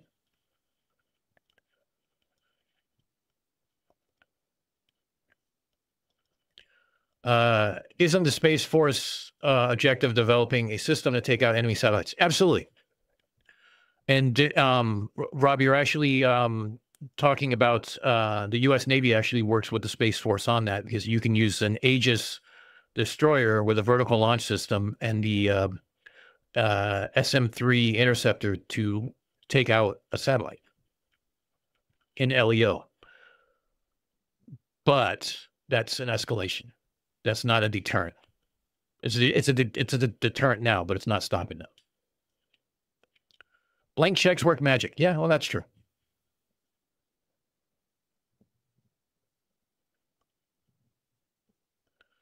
Proby is saying, I've seen stuff about Russian having killer satellites that can go to and tear apart enemy satellites. Possibly China have too. I don't know how factual, but it sounds pretty bad. Yeah, I mean, the idea was the space race was never supposed to be about militarizing space. But you throw intelligence satellites up there, well, you're technically militarizing it, right? The next step is to have a way to blind your adversary. You know, if you think about all the fiber optic cables that have been cut over the world over the last 2 years, you know, there's some that have talked about it being done by a drone, and that China has a drone that is able to go deep underwater and cut a cable. Why wouldn't you have that? Makes sense.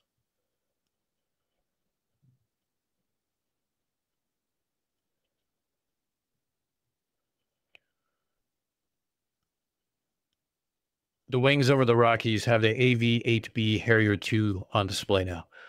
I've driven by that plane on I-5 in California while it was lifting off. I have never heard a plane as loud as that thing. And I was driving in a International Scout with big ass 35-inch knobby tires with no top and the windows down and the radio blasting. And I still drowned out every noise, every wheel noise, every musical noise. And that thing was 100 yards off the highway. That thing was loud.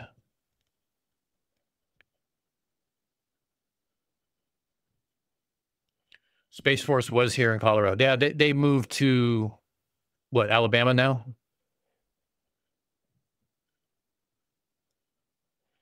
Yeah, spying has always been one of the main priorities for sending satellites up. I mean, we've had the keyhole satellites up for, since the 70s. Yeah, Cheyenne Mountain is still an active post, but it's a redundant post now. It's not necessarily the primary post anymore.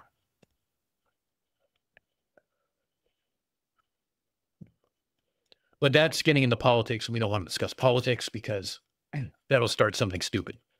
And me saying a lot of stupid things. Because I heard a clip today that had me go sideways as being a telecom guy about quote-unquote glass wires. Don't get me started. Don't even say it in the chat, or I'm going to have to do a divergence sideways on this. Yeah, it'd be Huntsville. But hopefully you guys found that interesting. Hopefully you guys enjoyed it. Hopefully it was interesting enough. I think more than anything, what I want to do is that just to remind everybody that the debunking mentality that we get from doing this, from doing flat earth, from doing conspiracies, is that it creates a thought pattern, and taking that thought pattern and applying it just to everyday life, not just when you're on YouTube watching derp, but applying it to everyday life I think helps minimize the sensationalism that's done with headlines, because headlines are everything, right? That's what gets you to click. And when you go to click, they get ad revenue. And you know, more clicks, more ad revenue, pure and simple. And to be honest, I clicked on this and I clicked on it multiple times just because I had to read it again. But I clicked on it with more or less the mentality of not like, oh shit, this is, you know, the sky's falling, as opposed to, yeah, I don't believe this shit. Let's see what they have to say. And I was half expecting no link to a paper, no link or no technical data whatsoever, just some thesaurus work and bombastic language. That's what I expected. I was mildly surprised, although considering where I got the source from Interesting Engineering, that I was mildly surprised that they had some of the technical details. But the technical details allow us to model it, allows us to think about it. Like, one of the problems that we're going to have with the transmitter is that 4 kilowatts is a decent amount of power for a satellite. You can't just increase the power insignificantly, because that increases the weight of a satellite being in space. You're kind of finite on what you can do there. But you can improve your filters. You can improve your receivers. You can improve, you know, other technical aspects of it to get better. What's the resolution and in your signal to noise ratio.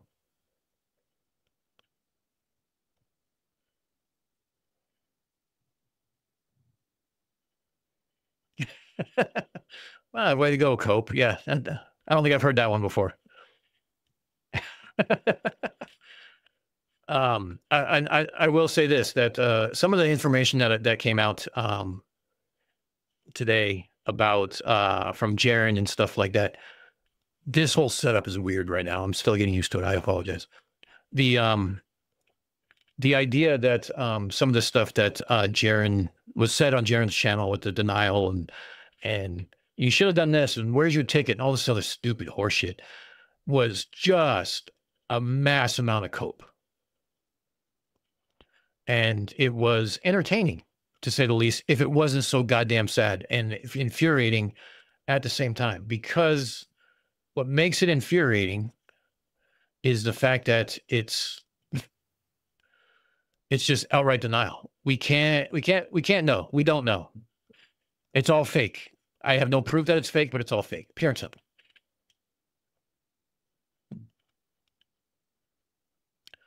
Could you imagine if this article that came up was from a certain country and not China? Oh, they're watching you.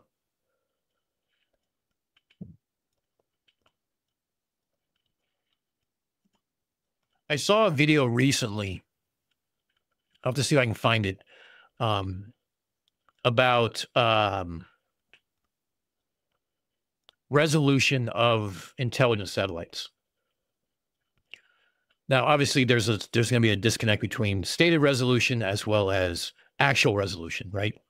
But the video showed a demonstration of kind of like what resolution is available, and it's going from what I know from my time in, which hasn't all been declassified yet. It's pretty just amazing, the thought of a camera sitting 500 kilometers up and being able to peer down and like read headlines. It's craziness. Yeah, Shifty, you're right. There is psychological warfare units. The Army specifically has one. Information warfare is a thing. It's something the military engages in. All the services have some sort of cyber and information security or information or cyber warfare aspects to it. It's not just always about protecting your communications by encrypting them. It's also about decrypting the others. And it's also about conveniently sending out, you know, borderline classified material over clear channels to get people thinking.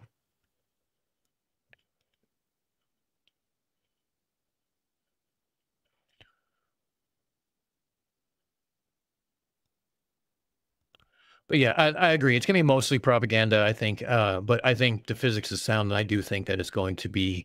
I think it's something that we're going to have to worry about in the future. But who's to say we don't have it too? And who's to say we don't have a countermeasure getting, already being prepared for this? Again, I'm just an engineer who sits in New York, who thinks about stupid shit all day like this, and put together, an outline to read about some ideas that I had, and ran some ideas through some math and through some other aspects of it to see what I could possibly figure out. And maybe I'm biased because HARP was on my mind because I've been working on that video. But as soon as I heard weak signals, the first thing that came to mind was like, great, how do we degrade them further? And what wouldn't cost us a lot to do that?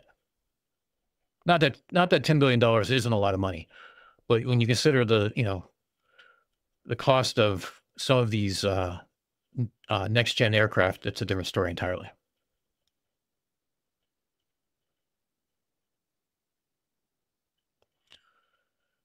Yeah, there's a mole gate or something like that, Core of the Rusted Soul, whatever. I saw she released a video today on that. I just shook my head and moved on. I did watch Whatcast today, and I got to listen to more Flathead Dave Derp. That's always fun. And I got to hear somebody scream repeatedly, "Where's your tickets?" As if like that's some sort of like proof that they'd accept, knowing that the ticket was actually used in the demonstration with a magnifying glass. So I don't know. Go figure. The depths of the derp go far and beyond anything you could possibly think about. But I will say this, in case you didn't notice it. Look, I even put not to scale down here to make sure that no one understood that this was to scale.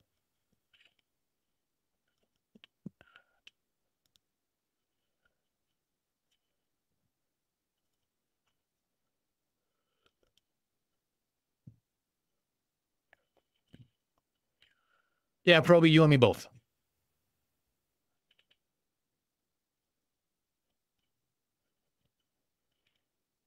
Very paranoid, very like Toad thought like, here, I'll send you the Dropbox link so you can download the video. And here's why you want the video, not a YouTube video, but you want my video from the source. I'll send you the link. And you're like, well, I have to have a friend who's into hackers and air gapped or whatever to download it for me to make sure that I don't get anything like a virus or something. Like, I don't get it.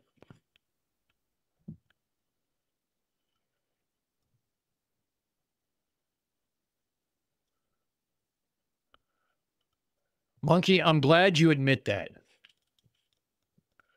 That's what I told Max the other night. I was like, sorry, bud. I hate to be the first one to tell you to you. There ain't saving her.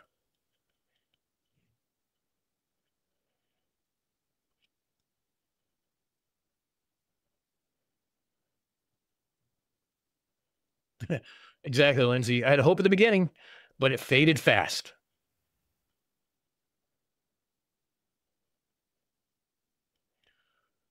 Yeah, dude, well, that's the problem. They need to go out and touch grass. That's the problem.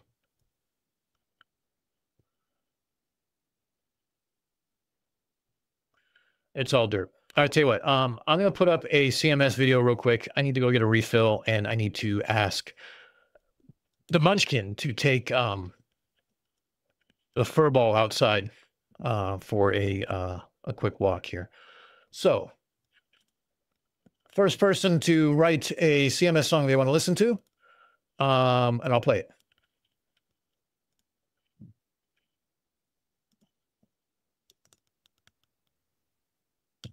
And I'm just glad CMS allows me to do this stuff because it makes life very interesting for me.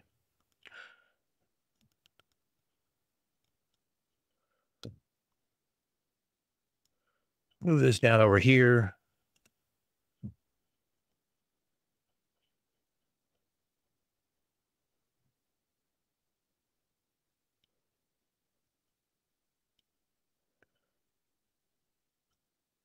Yeah, Foxworth, you know, the giggles and laughing was kind of putting off for me as well, because I was like having issues dealing with some of that stuff because it just seemed to be.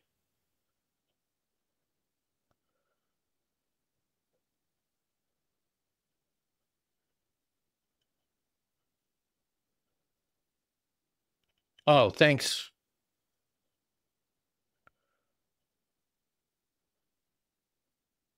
Thanks, Tori, for putting that through. Yeah, I'm gonna have to put it through another one. I might put it through and see what I can find, but I'll see what happens.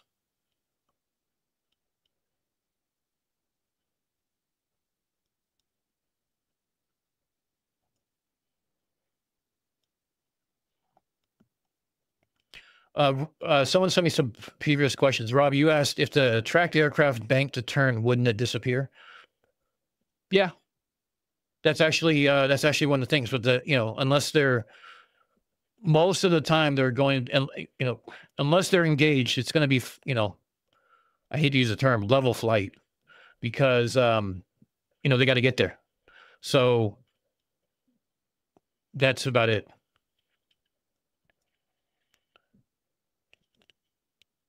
All right, so someone put up in chat a CMS song. I'm going to go ahead and clear that real quick so I can get the dog out, and then I'll send everybody out from that unless somebody already did that. I didn't see. Pick a CMS song for me.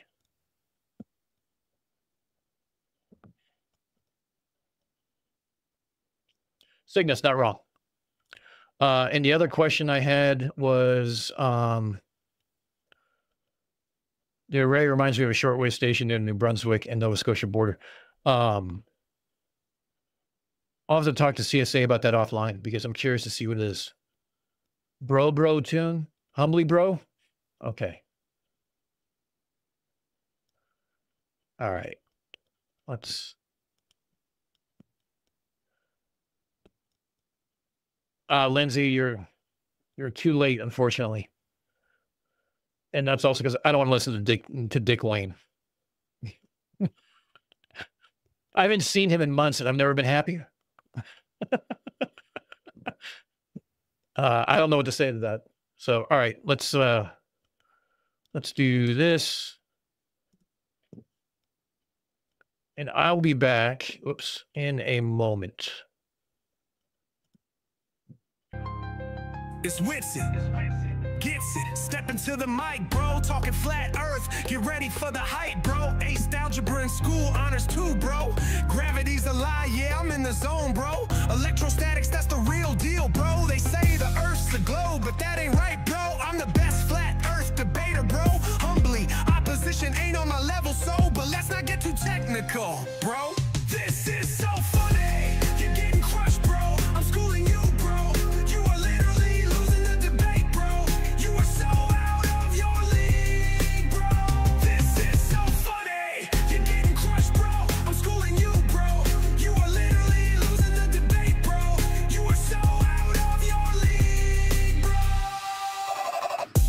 though not defined in full, bro, it's superior, your model's falsified, bro, Van de Graaff generator, electrostatics a maze, bro, made objects change weight, just a phase, bro, 100 volts per meter electric field, you know, bro, flipped it with 400,000 volts, whoa, small things floated, defying gravity like totally, bro, next I'll rub a cat to a brick to show. This is so funny, you're getting crushed, bro, I'm schooling you, bro, you are literally losing the debate, bro, you are so out of your league, bro, this is so funny, you're getting crushed, bro, I'm schooling you, bro, you are literally losing the debate, bro, you are so out of your league, bro.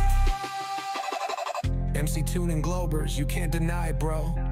Witsit gets it's here to testify, bro. Most times I don't remember you exist, yo. I'm the flat earth king, you better believe it so. Moon phases are like a magnetic cycle, bro. Center of a ferrocell, image magnets glow, bro. Charge up and down, etherically displaced, yo. Kinematic equivalence explains it all somehow, bro. It might sound tough, but let's skip details, yo. You might believe I have an amplitude for math, ho. It's all just a lot of salad in my words, yo. Words, yo, words, yo. This is so funny, you're getting crushed, bro. I'm schooling you, bro. You are literally losing the debate, bro. You are so out of your league, bro.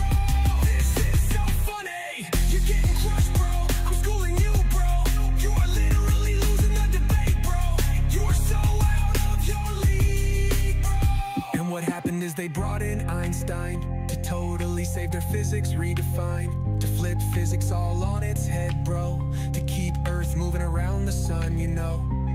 And in the magnetic torus field, I say the path of planets fits perfectly, yo.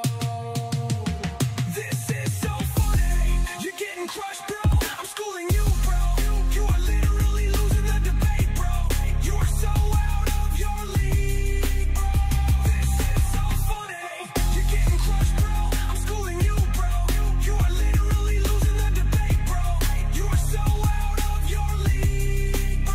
If this debate was a rap battle, I would have totally won, bro.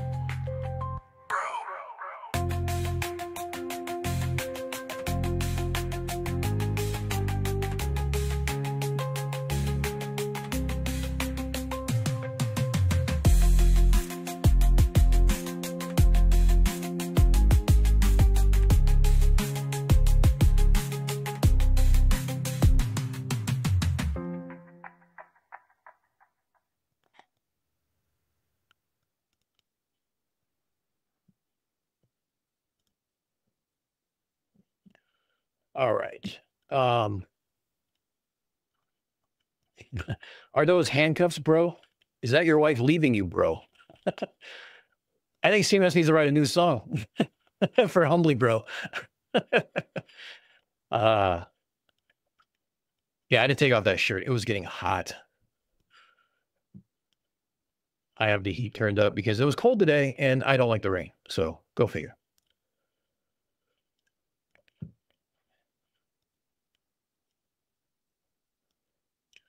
CMS is in bed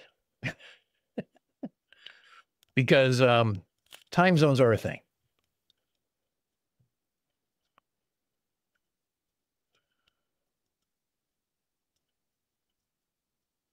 So anybody got any more questions? Anybody want to talk about anything specific? Doesn't have to be about the Chinese radar. We can talk about anything, derpitude or whatnot. Talk about Halloween plans. I don't care.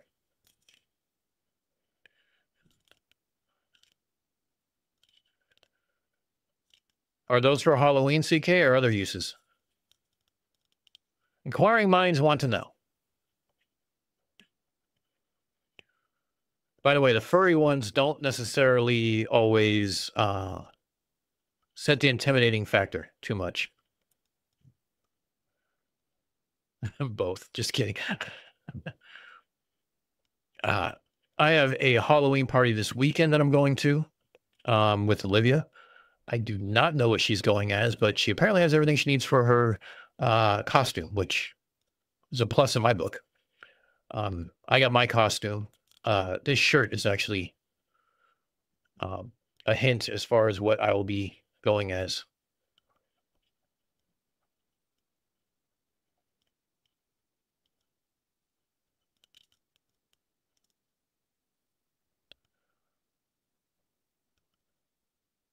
If CK is not, grabbing attention with singing, she's putting handcuffs out.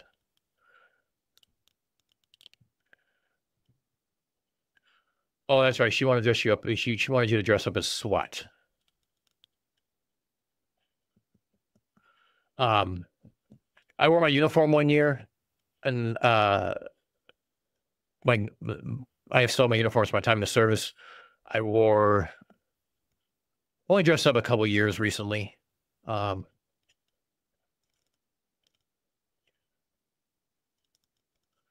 did a 10-miler this weekend and it started raining. That sounds like a miserable 10 miles. 10 miles would be miserable to begin with. In the rain sounds like absolute bullshit.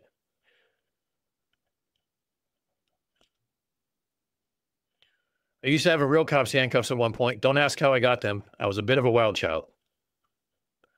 Did you have to learn how to pick them too?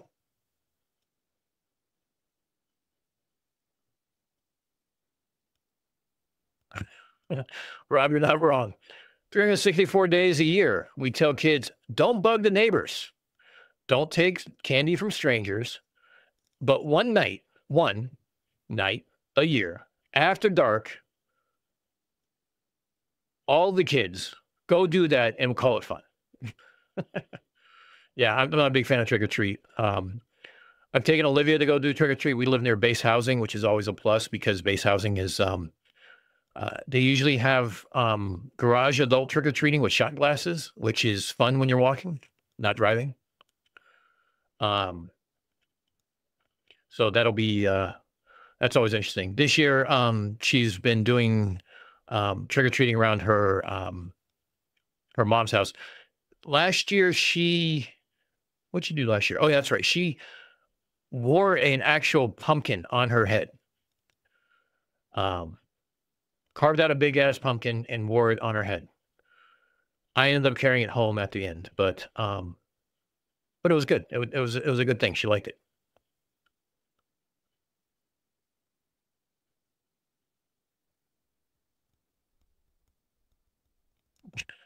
I did wind up making my own key for the handcuffs. I never thought to search him for that at the time.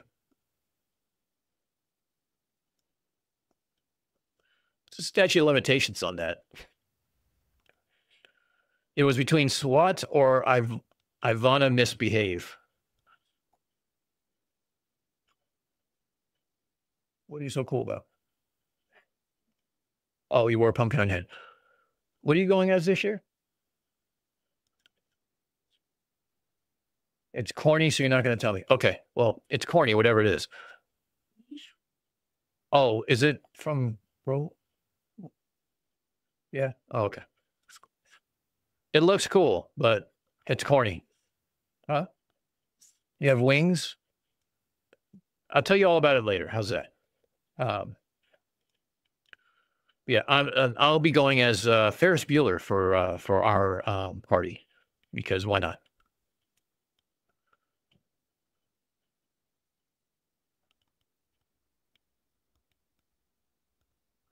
I haven't finished sewing my witch hat yet. Hey, I like early parties. Let's put it that way. It makes it for fun. A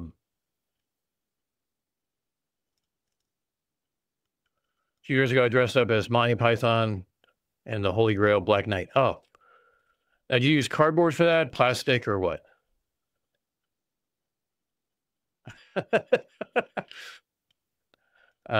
Fox wrote, that'd be funny if you can get one of those, like, you know, the toddler cars to sit in and paint it like to look like the Amazon van. That would be hilarious.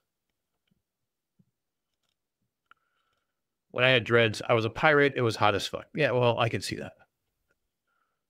My daughter is a witch. Make sure you teach her some cool spells.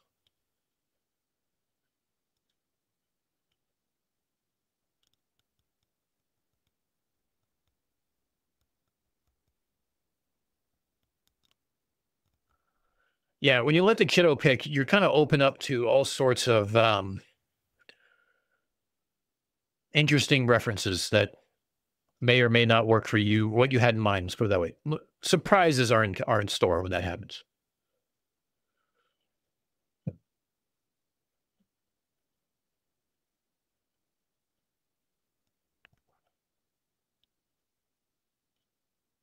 Oh, Black Knight was EVA foam.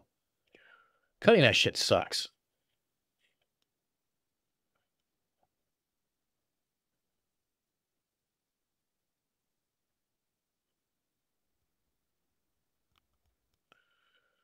I used to get a lot of candy during doing trick or delivery. They're kind of holding people hostage with that one, Fox. I'm not going to lie.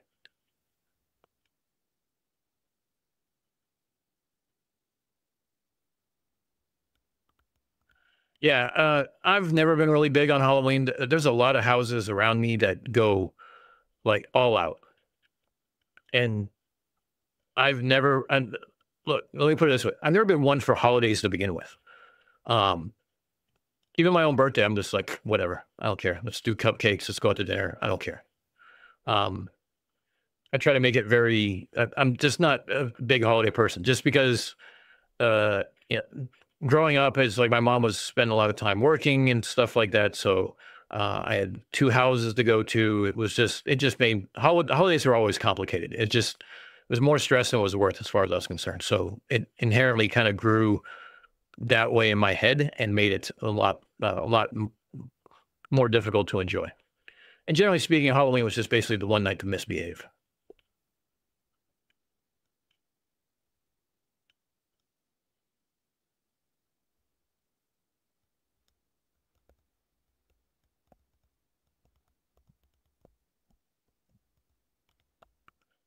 I'm trying to figure out where the dog went to. Because when she's missing, I have to start wondering.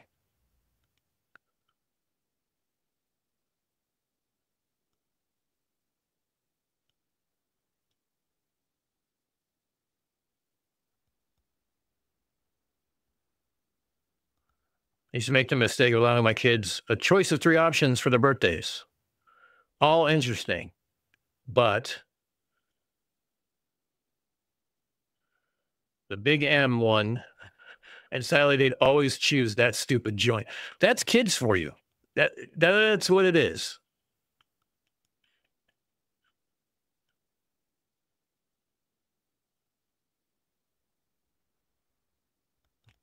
Halloween was pushed pretty hard in Australia some years back. Part of a marketing exercise, question mark, but seems to have died in the ass. Not our celebration. Well, that's a visual I didn't need, Dougal, but thanks. I appreciate that. Yeah, I don't like. I feel the same way about Valentine's Day. I feel the same thing about like I don't know New Year's. Like to me, it's just another day. Um, if it's a day I don't have to work, it's a plus. I guess that's something to celebrate. But generally speaking, it's not. Just never really been big on holidays.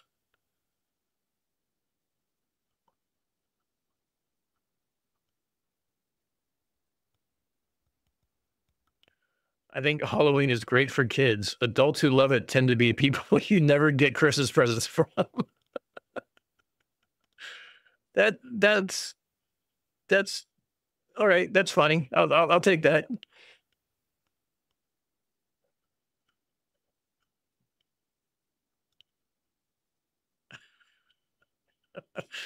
I'm just picturing people that I go to Halloween parties from, and I don't talk to on Christmas, and there's like a lot, and it makes sense. That's yeah, absolutely true.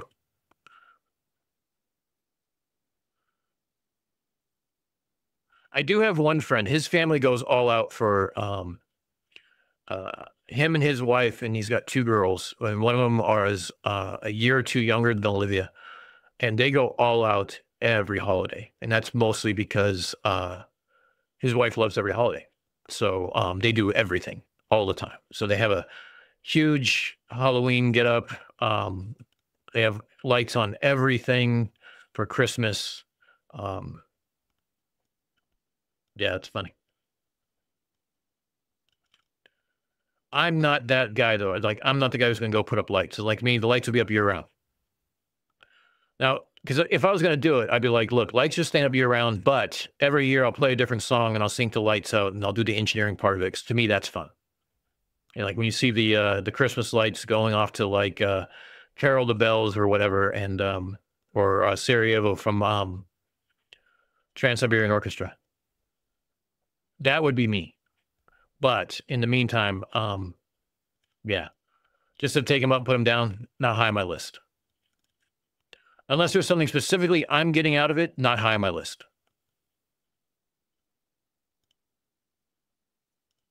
Like where I live, there's a lot of trick or treating, but not in the exact area where I live. Like there's hardly any trick or treating at all. And even at my friend's house, it's like, when we go there, it's like there's a bowl out by the front door and, there's baggies in it with candy already set aside and leave that out and the party's inside.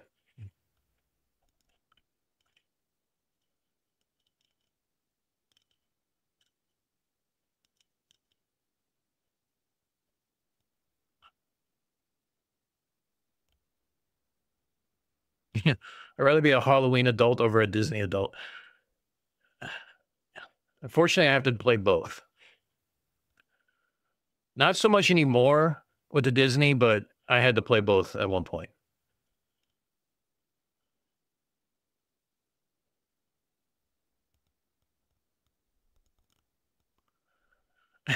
Trick or treat took off in in the UK big time. Luckily, I live in a flat and they can't get to my door. Same. It's like you need a key to get into the lobby, and then there's only 10 doors in that lobby, and you need to get to the other lobbies too. So,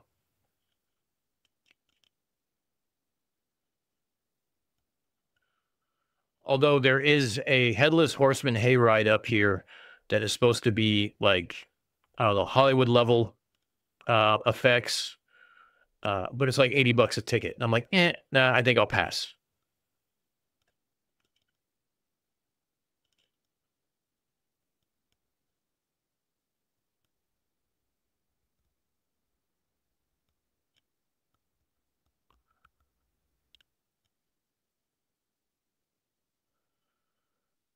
Another imported marketing scheme. Yeah, you're not wrong there, Proby.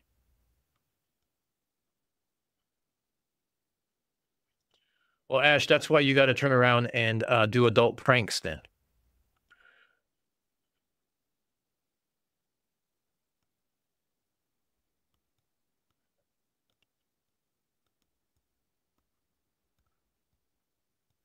Yeah, Cygnus. I mean, I'll play the Christmas songs in the car on the way to school or whatever, and we'll watch the like classic Trans-Siberian Orchestra video when we decorate the tree.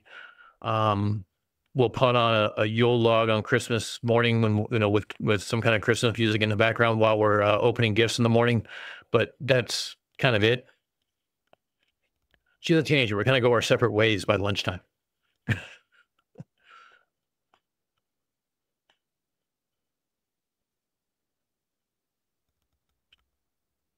Denver has a Frightmare compound. Yeah, ours is called I think it's called the Headless Horseman Hayride or something like that. Yeah, haunted houses around here, 3-hour wait in expensive hill. Yeah, I mean over in Sleepy Hollow, because Ichabod Crane, right? They have a I think it's a drive-through. It's called the Pumpkin Blaze, where there's all these different types of pumpkins that are out and stuff like that, and you drive through it, and they're, again, long ass wait. I drive a stick. I'm not looking forward to frying my clutch going through that, and it's like an hour away and traffic. I'm like, eh. It's fun to do once. It's not something I do every year. To me, it just seems overrated.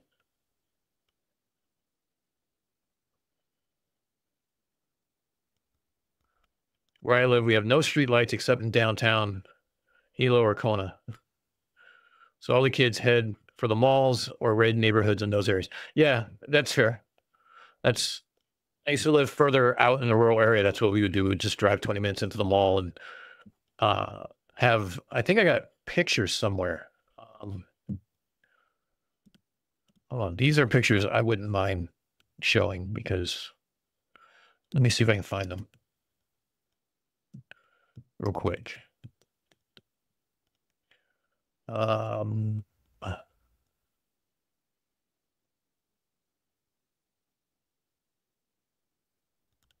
Let's go to that account. Let's go to photos.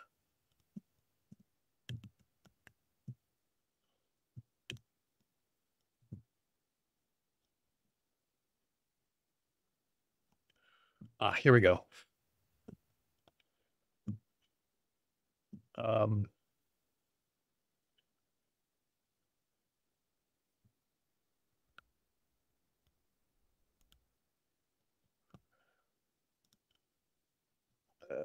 see. Transition this over.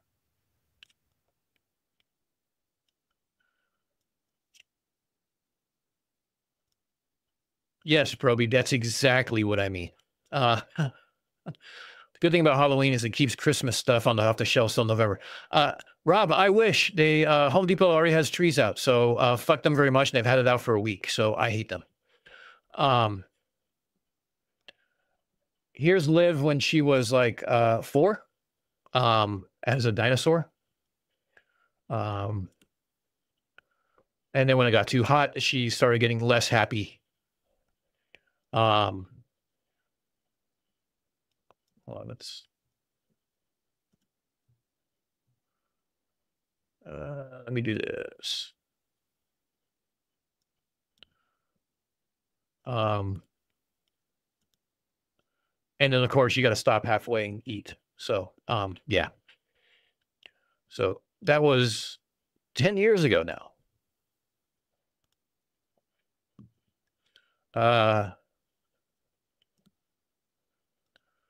Let's see. She went as Chase one year, the police dog from Paw Patrol. The next year she did what was who's the firefighter dog from Paw Patrol? She did that one year. That was obviously elementary school.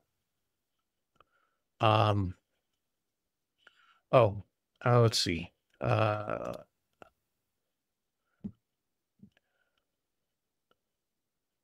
In the East Coast, pumpkin picking is my rite of passage. So of course, Olivia goes and finds out the biggest possibly pumpkin she could find, and tries to pick it up.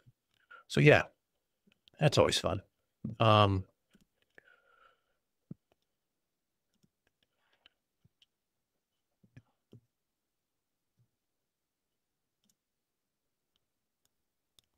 Here you go. Here's Liv last year.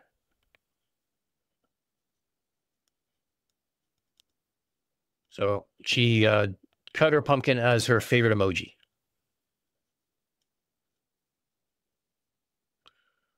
See, Dougal, that's basically that's basically every day, or that's every Halloween here.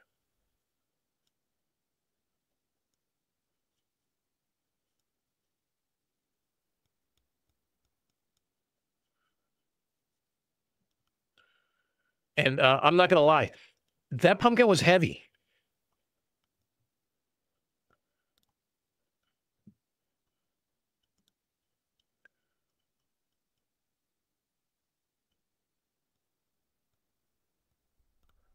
Maynard's puts up the Enchanted Forest in like September. Yeah, that's what I mean.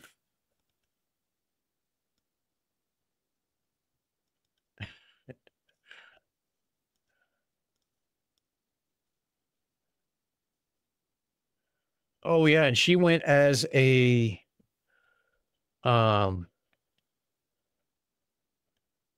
was this? She went as a creeper one year too from Minecraft. Also elementary school. So like elementary school was Chase, I forgot what the dog is, that firefighting dog, the Dalmatian. Two characters of Paw Patrol and a Minecraft creeper. She did a couple other things too, but I'm blanking out of them. I don't have them on this computer. Yeah, Proby, thanks for reminding me. Not looking forward to that.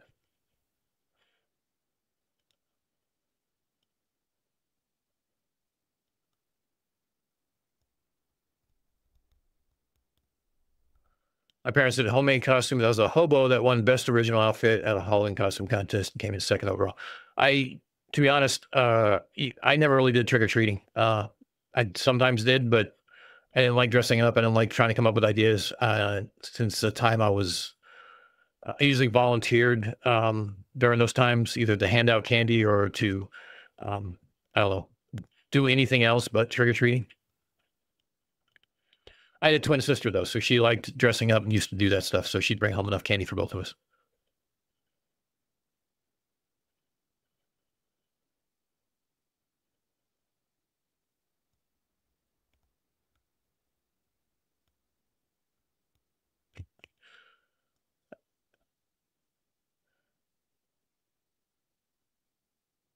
Oh, cracker night.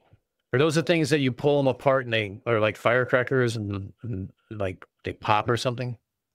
Or are you talking about like actual firecrackers?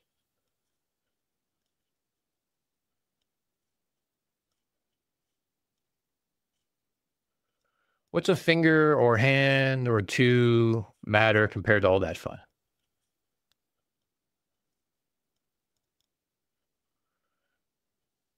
Okay, I probably using language that I think is English, but I can't follow it. Hey, hum.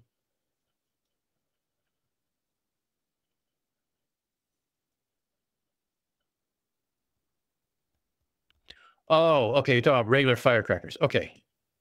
The big ones.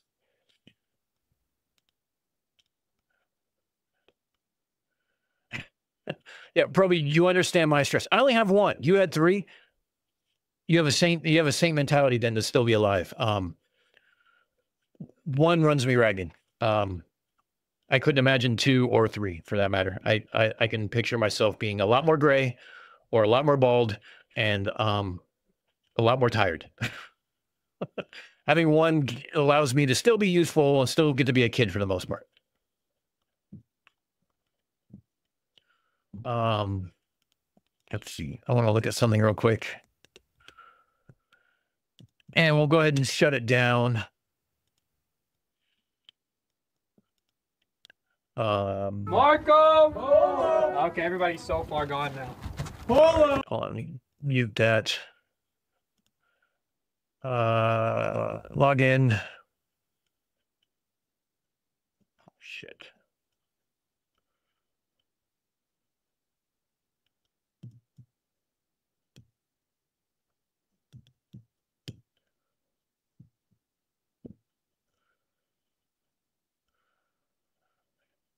I wanted to find.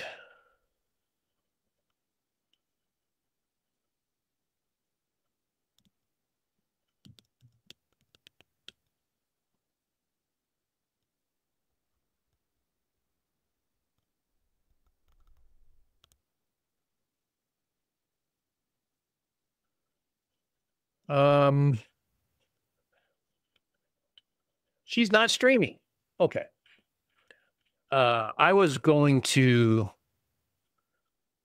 play a video of our very own Cupcake was going to be playing Cursed Companions, the game I mentioned last live stream. She's going to be playing that tonight with some of her friends, and I was going to put that on for a few minutes. But yeah.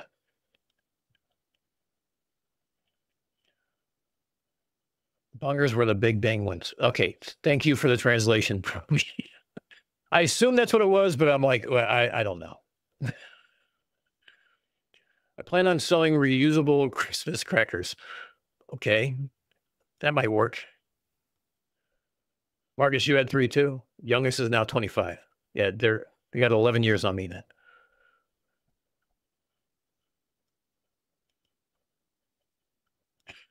Yeah, probably mine started at around 12 with that too, and now it's like just I can go into dad stories for hours. Let's put it that way. And there's some people who say some pretty stupid ass things to somebody who's a dad, and when they're young and stupid, thinking they're bulletproof, and that's always fun too. So.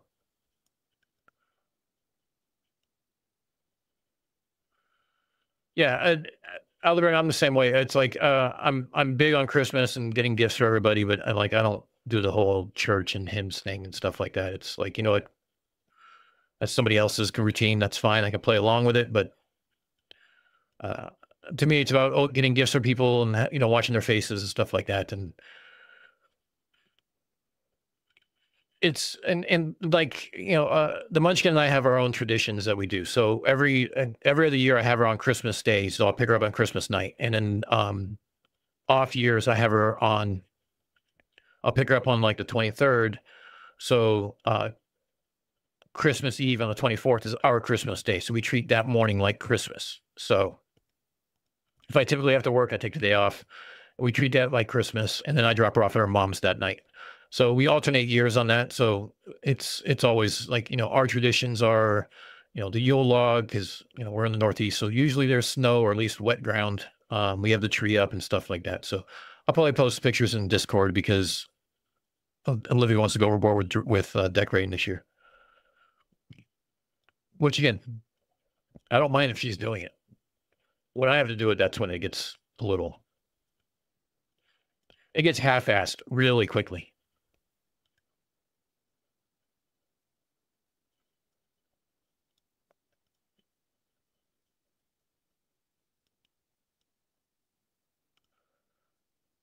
Probably you got 6 grandkids? Wow. My sister has 4.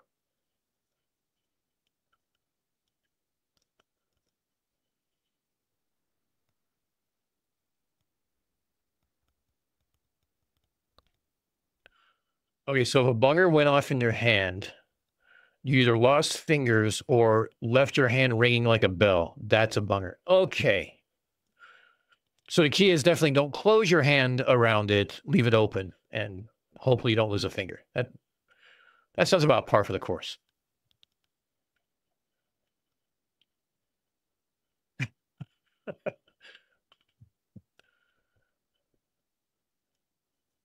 Yeah, that's the word, Proby. That's exactly the word.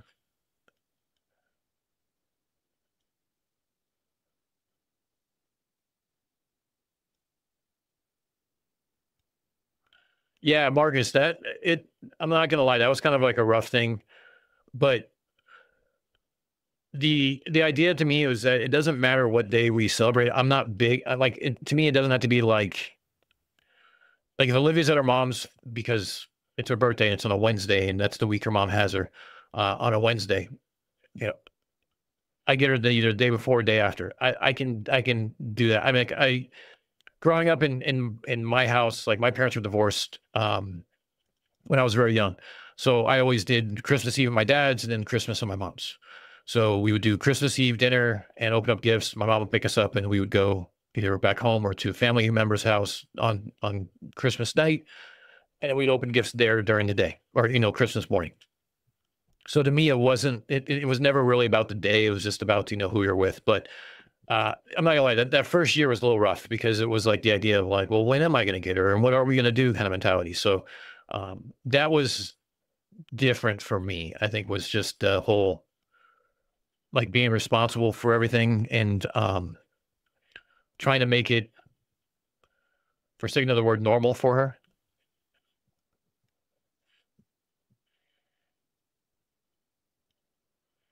But yeah, that was a real weird thing for a while there. Yeah, eventually we got used to it and we settled in. Things worked out pretty well. So we got things going now into a sense of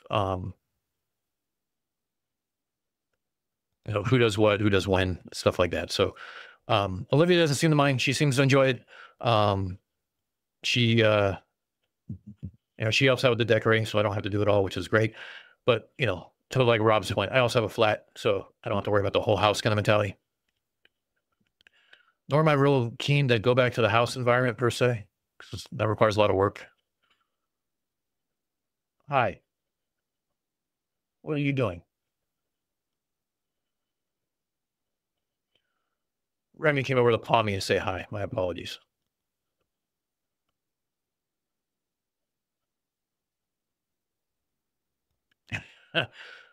Grown-up bungers and you get to play with them way out in the country. Yeah, that sounds like something that you do that. Yeah, exactly. I mean, you adjust fast, right? You're the parent. You have to adjust fast. But yeah, it's definitely a milestone that you don't want to like mark. It's almost like you mark it to get it over with to move on. All right. Well, I'll tell you what. It's we've been going about just over 2.5 hours now. We're gonna make it a short stream, not the shortest of streams. Looks like Remy wants some attention, so I'm gonna go pay the dog some attention. I need to get make sure the kid's ready for bed and showered and all that fun stuff. So I'm going to check out for the night. I don't know what we have coming up in the community. I think Dave, or not Dave, Michael will be back later on, maybe Friday or Saturday. I know Max has got some stuff coming up, Tune as always. So I will see you guys in one of those chats, I'm sure, or on one of the panels, depending. I'm going to reach out to DP, see what schedule he's running on right now, if any. And I'm going to get back to editing because it's fun, or so I'm told. So you guys all have a great night. You guys enjoy your weekend if I don't see you. And at the same time, I will see you guys on the next live stream. Maybe we'll do something this weekend, maybe not. I don't know. I got to kind of figure out what the weekend goes with the Halloween party and get some scheduling done and sort everything out because I haven't done it yet. and like most everything, I'm procrastinating. So what can I say? Anyway, wish you guys all a great night. Have a great rest of your week and weekend if I don't talk to you. This has been Unfornicated, Declassified. Thanks for hanging out. Thanks for listening to the derp. Thanks for bringing the derp to my attention. And as always, remember, never go on social media without protection. Misinformation is viral. Arm yourself with facts. I think I did that backwards, but same difference applies. Have a good one, everybody.